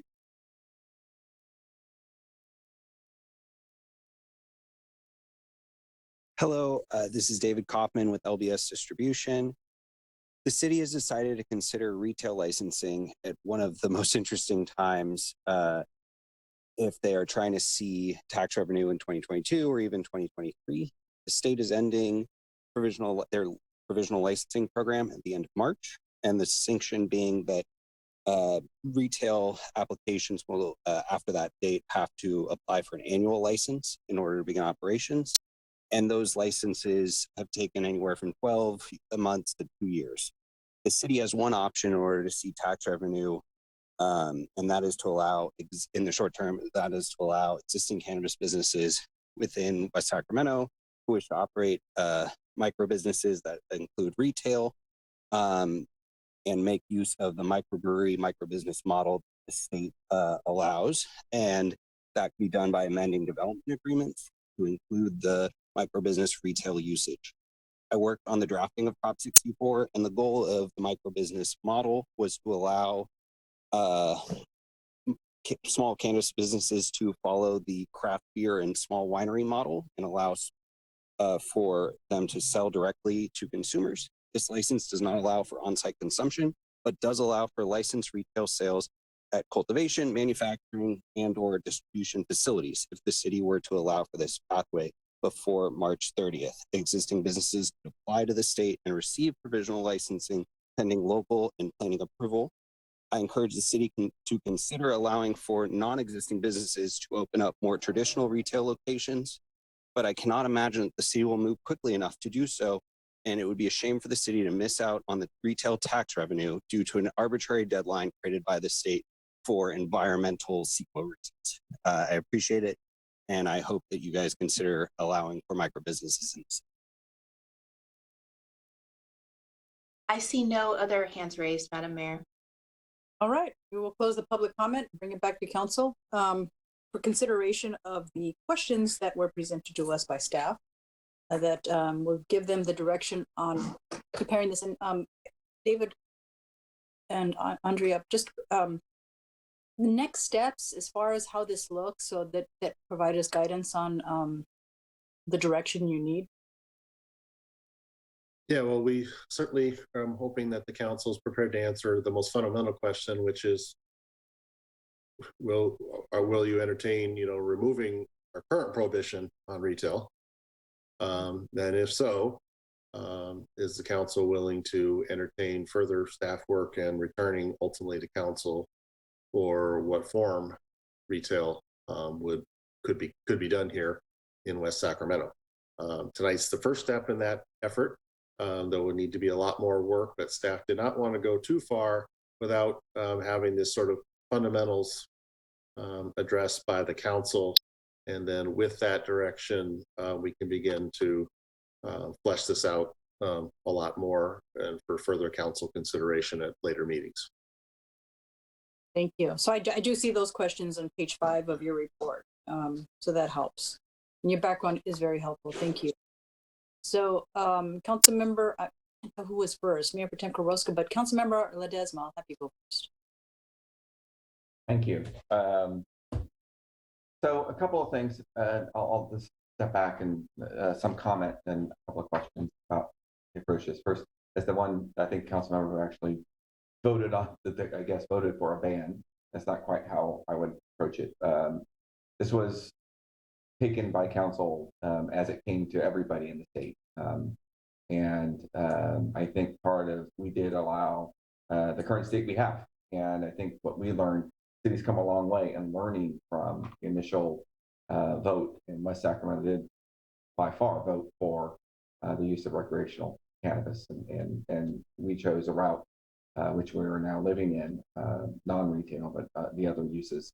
And I think it's time, I think part of the strategy here was to learn from other communities to see where kind of the retail market would go, what did they learn versus taking staff time to sort of figure it out and go. I think we're at a stage now where,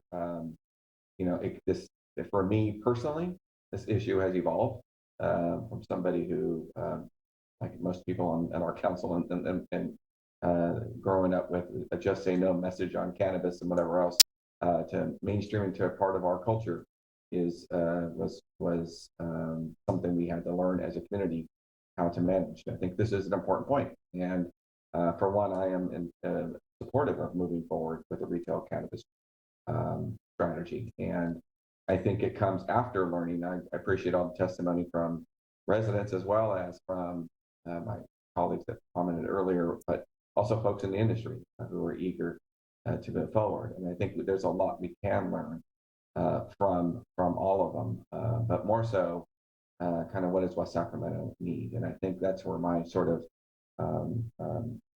paradigm comes, because I see it as a real opportunity for West Sacramento, not just for, so to say, the tax revenue.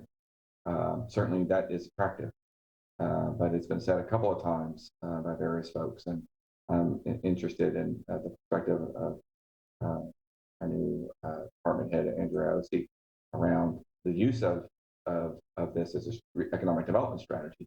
Obviously, if I think one of the things I would ask is to see examples from other cities where retail cannabis has been used as sort of an economic development strategy to drive traffic in neighborhood commercial storefronts to areas where, again, I know we have very few, but it could be a very important part of our economic development strategy. And how do we activate neighborhoods? How do we bring more traffic to areas? Just as we've seen, we were a pioneer in the microbrew business, and we let a little 4 residents at the time who wanted to start a microbrewery in, of all places, the Port District, which wasn't a district, it was just an industrial area outside the port. And they wanted to see if they can brew beer and have a tasting room. That was not in our ordinance. We changed, and all of a sudden, Bike Dog and Campus and Jackrabbit and others, and the Baker family, Ryan's, now thrive in an area and activated an area that wasn't there before. I'm looking at cannabis retail as the same sort of strategy. How can we do that? How can we? And I think again, it's not for a question answered here, but my direction to staff was how do we think about it that way? Where have we seen that used in other communities where it's been successful? Being an old planning commission, that's my paradigm as well. I recognize the shortage we have in storefront space in West Sacramento. I think all of us experience that in how we think about or hear from residents around opportunities for restaurants or opportunities for small businesses, mom and pops And I think that is a nut that we need to crack. I'm not here to boil the ocean with that, but I am here to say that again, that was part of the driving force when we even thought about the streetcar was an economic development force that would help activate blocks because you have a steady track coming here. Same thing with the storefront. Same thing we did with the barn, for that matter, was an activator of a space. And that's, again, I would ask staff to maybe think about that as a way, if properly managed. I'm not interested in kind of a really in-depth study about it, but changing our paradigm a little bit as a real activator of space.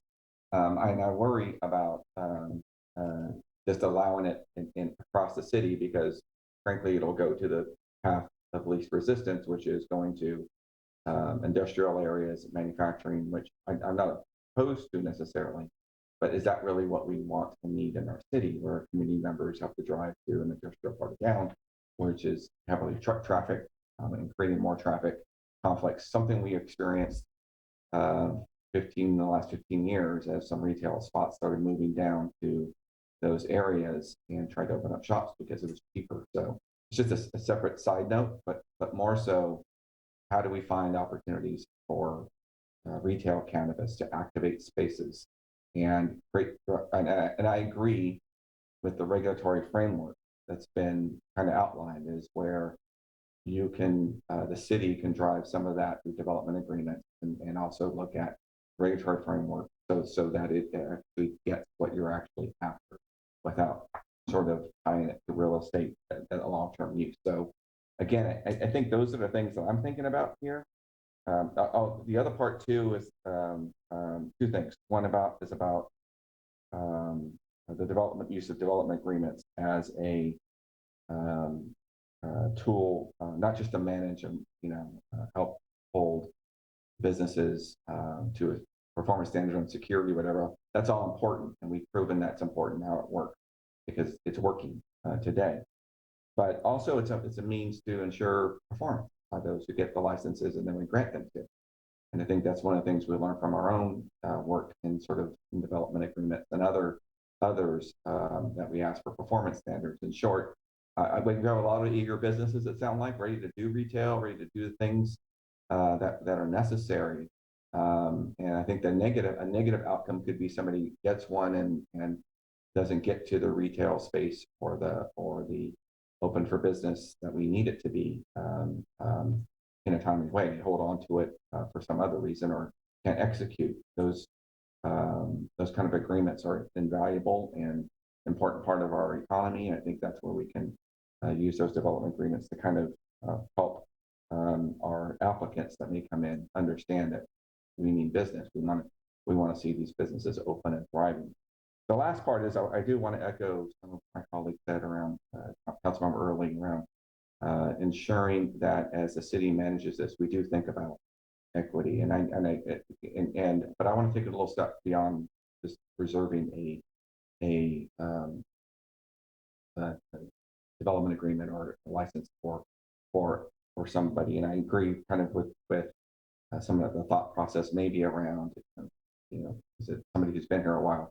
But I also want to make sure we as a city, and this is not just the cannabis, it would go to something I've been thinking about for some time, and I've been talking a little bit to city staff around, is how do we ensure that minority small businesses have the tools they need to succeed?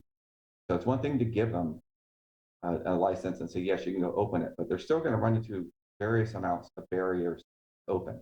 And this for cannabis is a little harder, obviously, because of a business is always looking for what they need, the technical assistance and operational wherewithal to be able to open a business, have it move forward. They also need access to capital to do it. And because cannabis right now, banking with cannabis is something that's difficult or could be difficult, we need to be thinking about these things, about making sure folks have the tools and resources they need, connect them with others to give them that extra leg up, so that if there were opportunities for them to open a business, that maybe the city plays a role in ensuring they have those tools, and more so that they have again, if we take the lens that this is an economic development tool, is that do we help them by having properties available that the city can help launch so that they can get into, because that's capital intensive process. So again, that's how I'm thinking about this. It is. I don't want this to be the Wild West, which is why there needs to be some regulatory framework on it. But let's make this work for us and for our residents, and making sure that we've proven that we can manage it. We've done that from the beginning. You heard the businesses, at least I heard them. The ones that are here, it works, and they're ready to go. But I think we have to be able to say, as a city, what is it we want to have happen? We have neighborhoods to activate. We have neighborhood commercial all over the city that are waiting for people to open up storefronts, and restaurants are having a really hard time. Someone that creates traffic. And again, that's part of the equation I'm asking us to think about and staff to think about. So I'd be looking for staff to maybe think about that. And in addition, as an overlay, because it would be somewhat of a green zone concept, but more so about where the economic opportunity could really help the neighborhood, and not think of it as a negative in terms of where we don't want it. The question is where we do want it and where would it help the community the most. So again, those are my thoughts. I just want to get that out there. I hope I've relayed some Easter eggs for everybody about what it means for some of the questions you asked, David. But I think I've tried to answer some of it. And that's all I had for tonight. Thank you, ma'am. Thank you, Councilmember Ledesma. I did hear a lot of the answers to your questions. Mayor Pro Tem Orozco. Thank you. Gosh, you know what? I think Councilmember Ledesma pretty much said everything that I wanted to say. I'll just you know, the city of West Sacramento has come a long way. You know, we've been talking about this for quite some time, and at one point, you know, I remember back in 2016 when Councilmember Ledesma and I were in the discussion. You know, there was a question of whether or not we were going to consider manufacturing, distribution, and transportation businesses in the city, and it was like, ooh, you know, I just want to make something clear. The decision of whether to now allow businesses related to cannabis has never won, for me at least, I think I could speak for my colleague, has never won to be about revenue. Because frankly, I think that there's not any amount of money that we can receive from a business that could adequately compensate for something that's just not good for the community, if that's what we believe, right? So, you know, at the time, you know, it was different. You know, we heard from, I remember this one city council meeting where it was packed with speakers, one after the other, coming in public testimony, voicing their opposition, saying they didn't want any manufacturing or distribution in their communities, and worrying about the impact on the children in our schools and whatnot. And Councilmember Ledesma is right. You know, this argument and this perspective has evolved. The lens by which we look at this policy and these decisions has changed, because now we have the benefit of looking back and seeing how it worked. But at the time, we didn't have all of that. And in all fairness, you know, my lens as a prosecutor was certainly colored by the past criminalization of marijuana offenses, and much of which have fallen away by what we now know in the research and anecdotal data altogether. You know, I don't care what others have been doing or how far behind we have been or whatnot. I think in West Sacramento, we do it the West Sac way. We say that kind of flippantly, but in all fairness, you know, we do what's right for our little city. And I don't have any real regrets about not being at this discussion sooner, because I'm glad that we had the benefit of learning what's good and what we can now look at these things and see what it is that we want and what we don't want. So, you know, I've taken vacation on many days.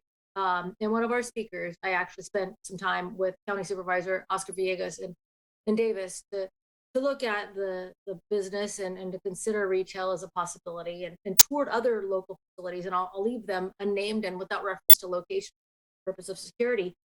But I think that the concerns that I originally had have been ultimately mitigated by education and by seeing how many established operate. Not all of them, okay? Because I'm not just saying a blanket, because there are differences. But the facilities that I've seen that have inspired my perspective and the change of it, bring me to today and in my position. I think that the stigma, whether warranted or not, they center around whether or not the establishment is appropriately managed, located, secured, whether or not they are, appropriate for the complexion of a city that we want to see. And so, to the question of city cannabis license, I understand the arguments, but I think that that's an important factor for me, especially because we're small and because we definitely want to have augmented land use controls when we're in, and when this is open for lots of different potential outcomes. That said, I do think that there is enough competition and a lot of interest. I'll say that West Sacramento is not like other places. We have great location. We're one fantastic proximity to the freeway.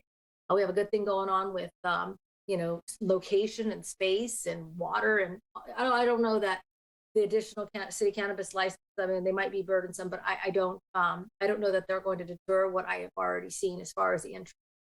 I think people would really want to do business with West Sacramento, despite. But again, I'm always open to change my mind on something. But I think it's appropriate. And so, with that, I'll just say I'm supportive of permitting retail cannabis in the city.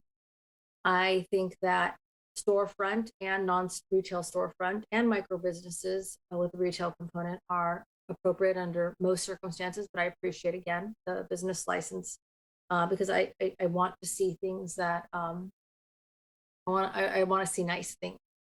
Not, I think that whether the question of whether or not they should only be in the industrial and business park districts, no, I don't think so. I appreciate the options with respect to geography.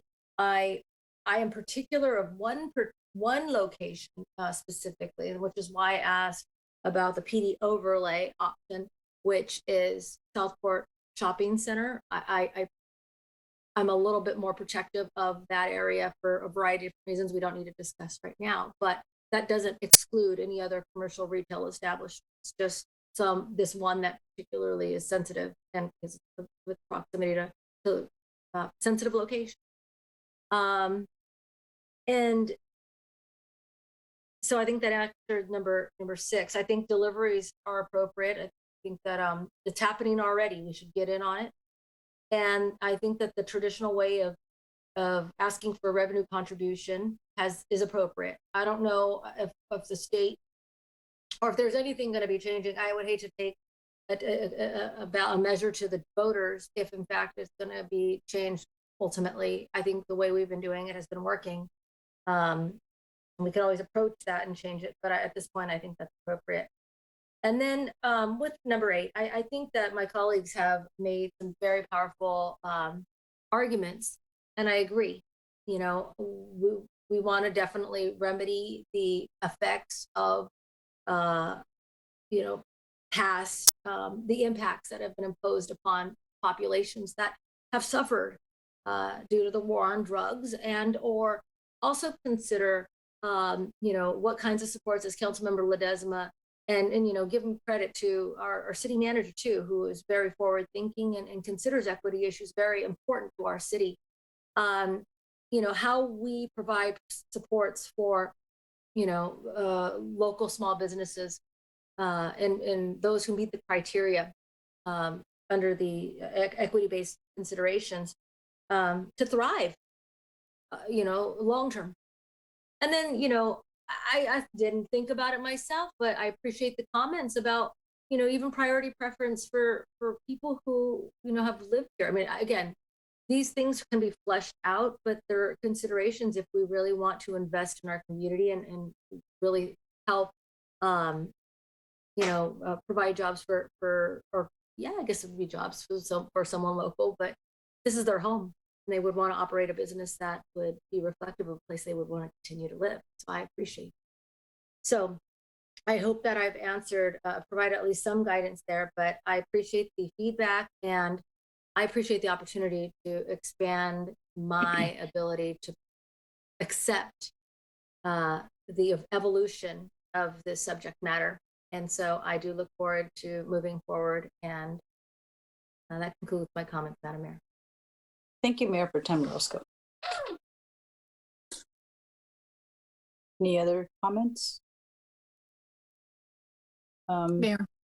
Yes, Thank go you. ahead. Well, I think we have a general consensus. I also favor retailing. I actually always have. I just wanted to mention, though, I was having sort of a difficult time with option B and option C. And I think my big problem with option B is I didn't want to see everything concentrated in one area. I realized that, I mean, I keep thinking of Cannery Row when I think of just one area.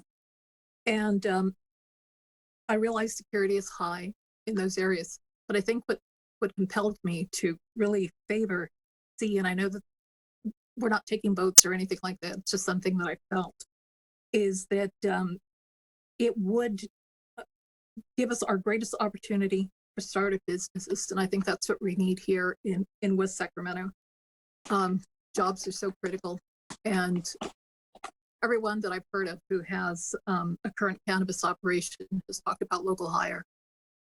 And that, I think, is the reason my propensity to go to option C is very strong.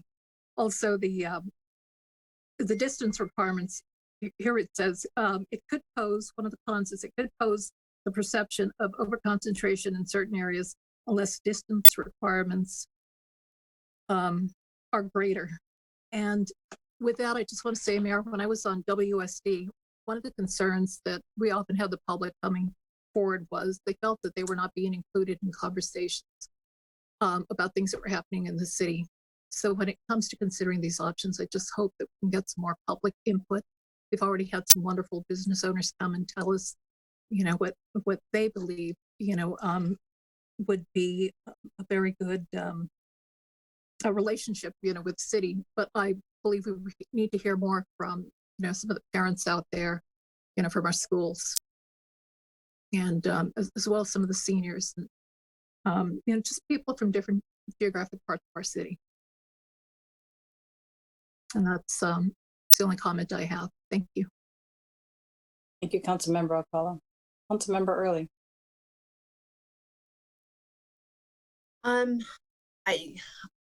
I appreciate Councilmember Ledesma's ideas around how do we not just provide set aside licenses for those small business owners who may be minorities, who again have been disproportionately impacted by the war on drugs, but how do we grow that? And that's, you know, Councilmember Ledesma, exactly what I was talking about, you know, West Sac doing it in our own innovative way. So I really appreciate those ideas. In regards to the questions, obviously I'm a yes on cannabis business. Yes, in regards to the micro businesses, retail and components, I'm literally just going through the questions. Number 3, I'm unsure about in regards to industrial business park. I think that gets to what Councilmember Alcala was talking about regarding sort of the zoning in option B and option C. Number 5, I am a yes on. If allowed, should retail storefront cannabis businesses be allowed to conduct deliveries? Absolutely. Number 6, I think I'm assuming, but I don't want to speak for Mayor Pro Tem Orozco, but I don't want cannabis retail by schools. And so that would be really important to me as we're thinking about, even if we did option C, the distance requirements around schools would be huge for me, because that's, again, important.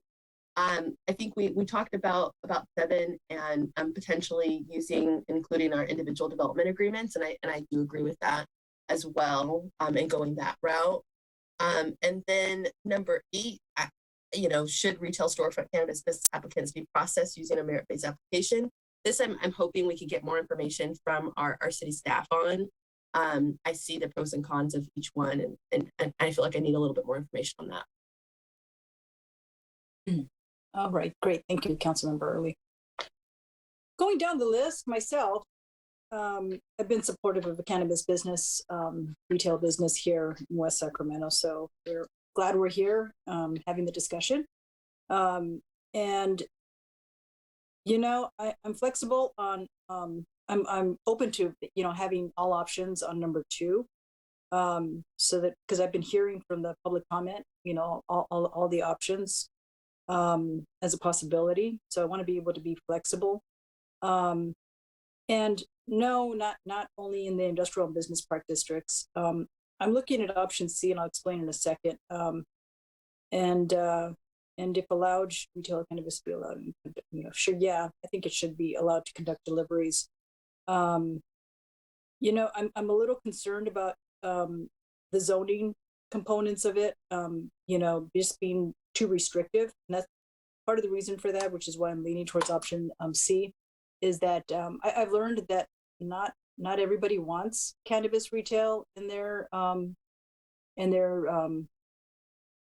areas where, you know, they could be leased. I hear it's challenging in the city. You know, if we say, for example, the IKEA area, I'm not sure if that is up, and I don't know, David, if or Andrea, if there's like a survey done among our business areas, whether we have an idea if there could be challenges to give us a better sense as to how we you know, provide some direction. But that's what I'm hearing on the street, is that it's really hard. On the percentages, you know, I'm not, you know, I'm debating on that. I hear that there's 4 to 6%, and I'm debating on that because I do want us to be competitive to attract those that could bring in the revenue, and I do want to attract those that can bring in the revenue. That's my goal here. I also don't want to be, you know, I think, you know, it could also open the door for those that are not successful to come in if we have the lower percentage, and I don't want that to happen. So that's my concern there. I want those that are up and ready to go quickly to be, you know, to be given a chance to do so. I think it's in our, you know, just being able to get started quickly. I don't know, you know, being competitive to be able to accomplish that is an area. You know, I'm talking to Andrea earlier today. I don't want to wait for another 2 years for this to finally come to fruition.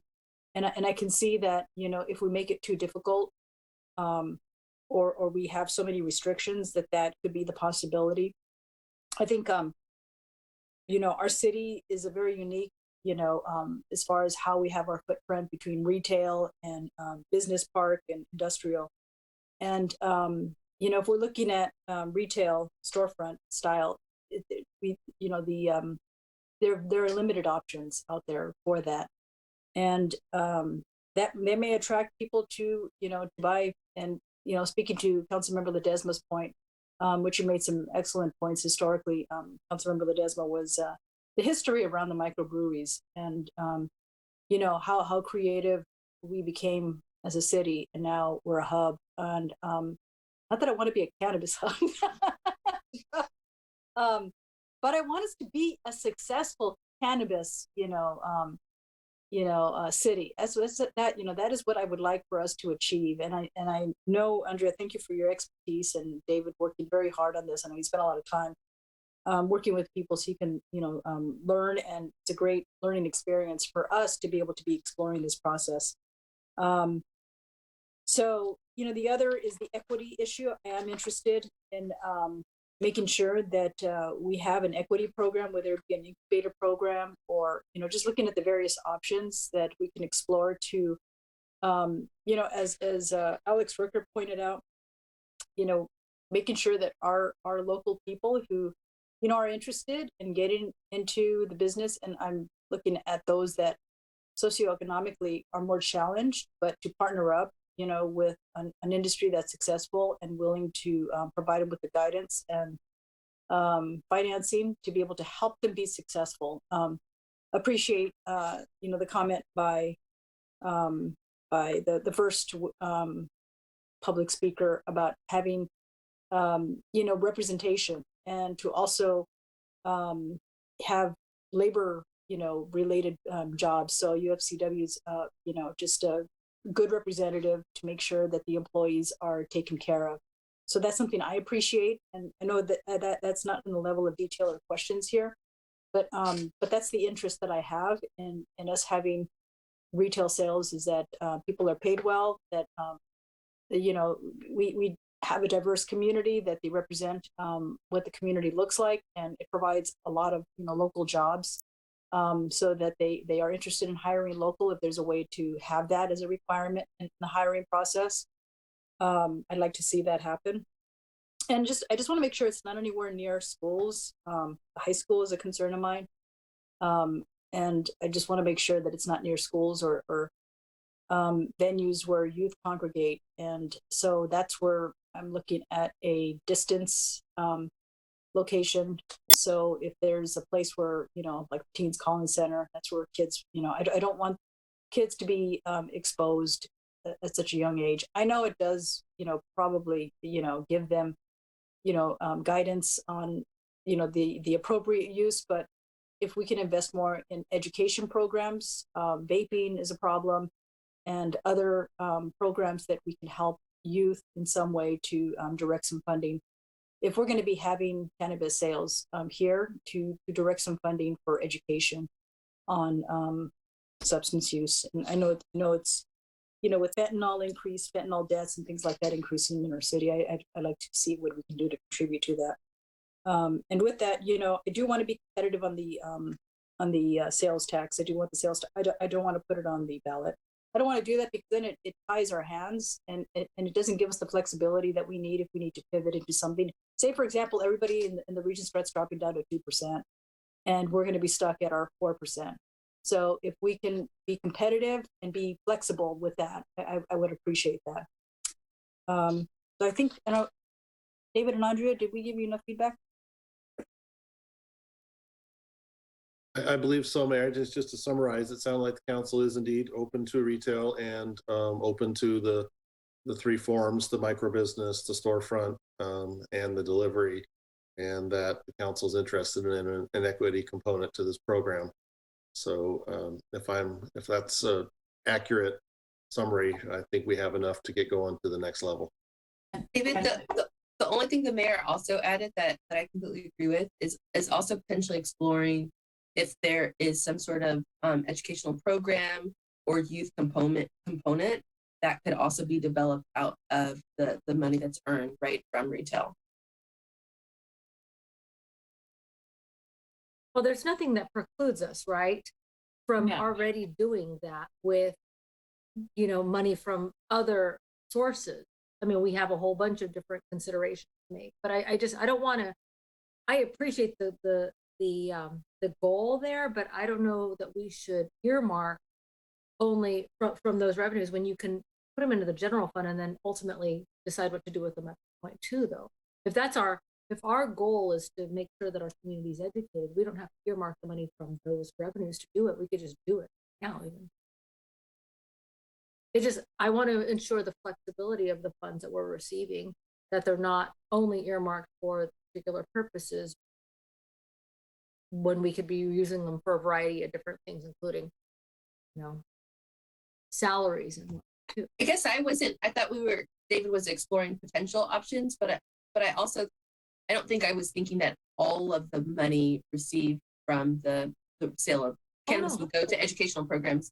But I also think, yes, I'm all for adding educational programs, no matter where it comes from. But I think in thinking of a balanced budget, right, we would want to ensure that if we're going to add an educational program or component, that there's a funding source. That's fair. Yeah, I agree with that. Okay, go ahead, Andrea.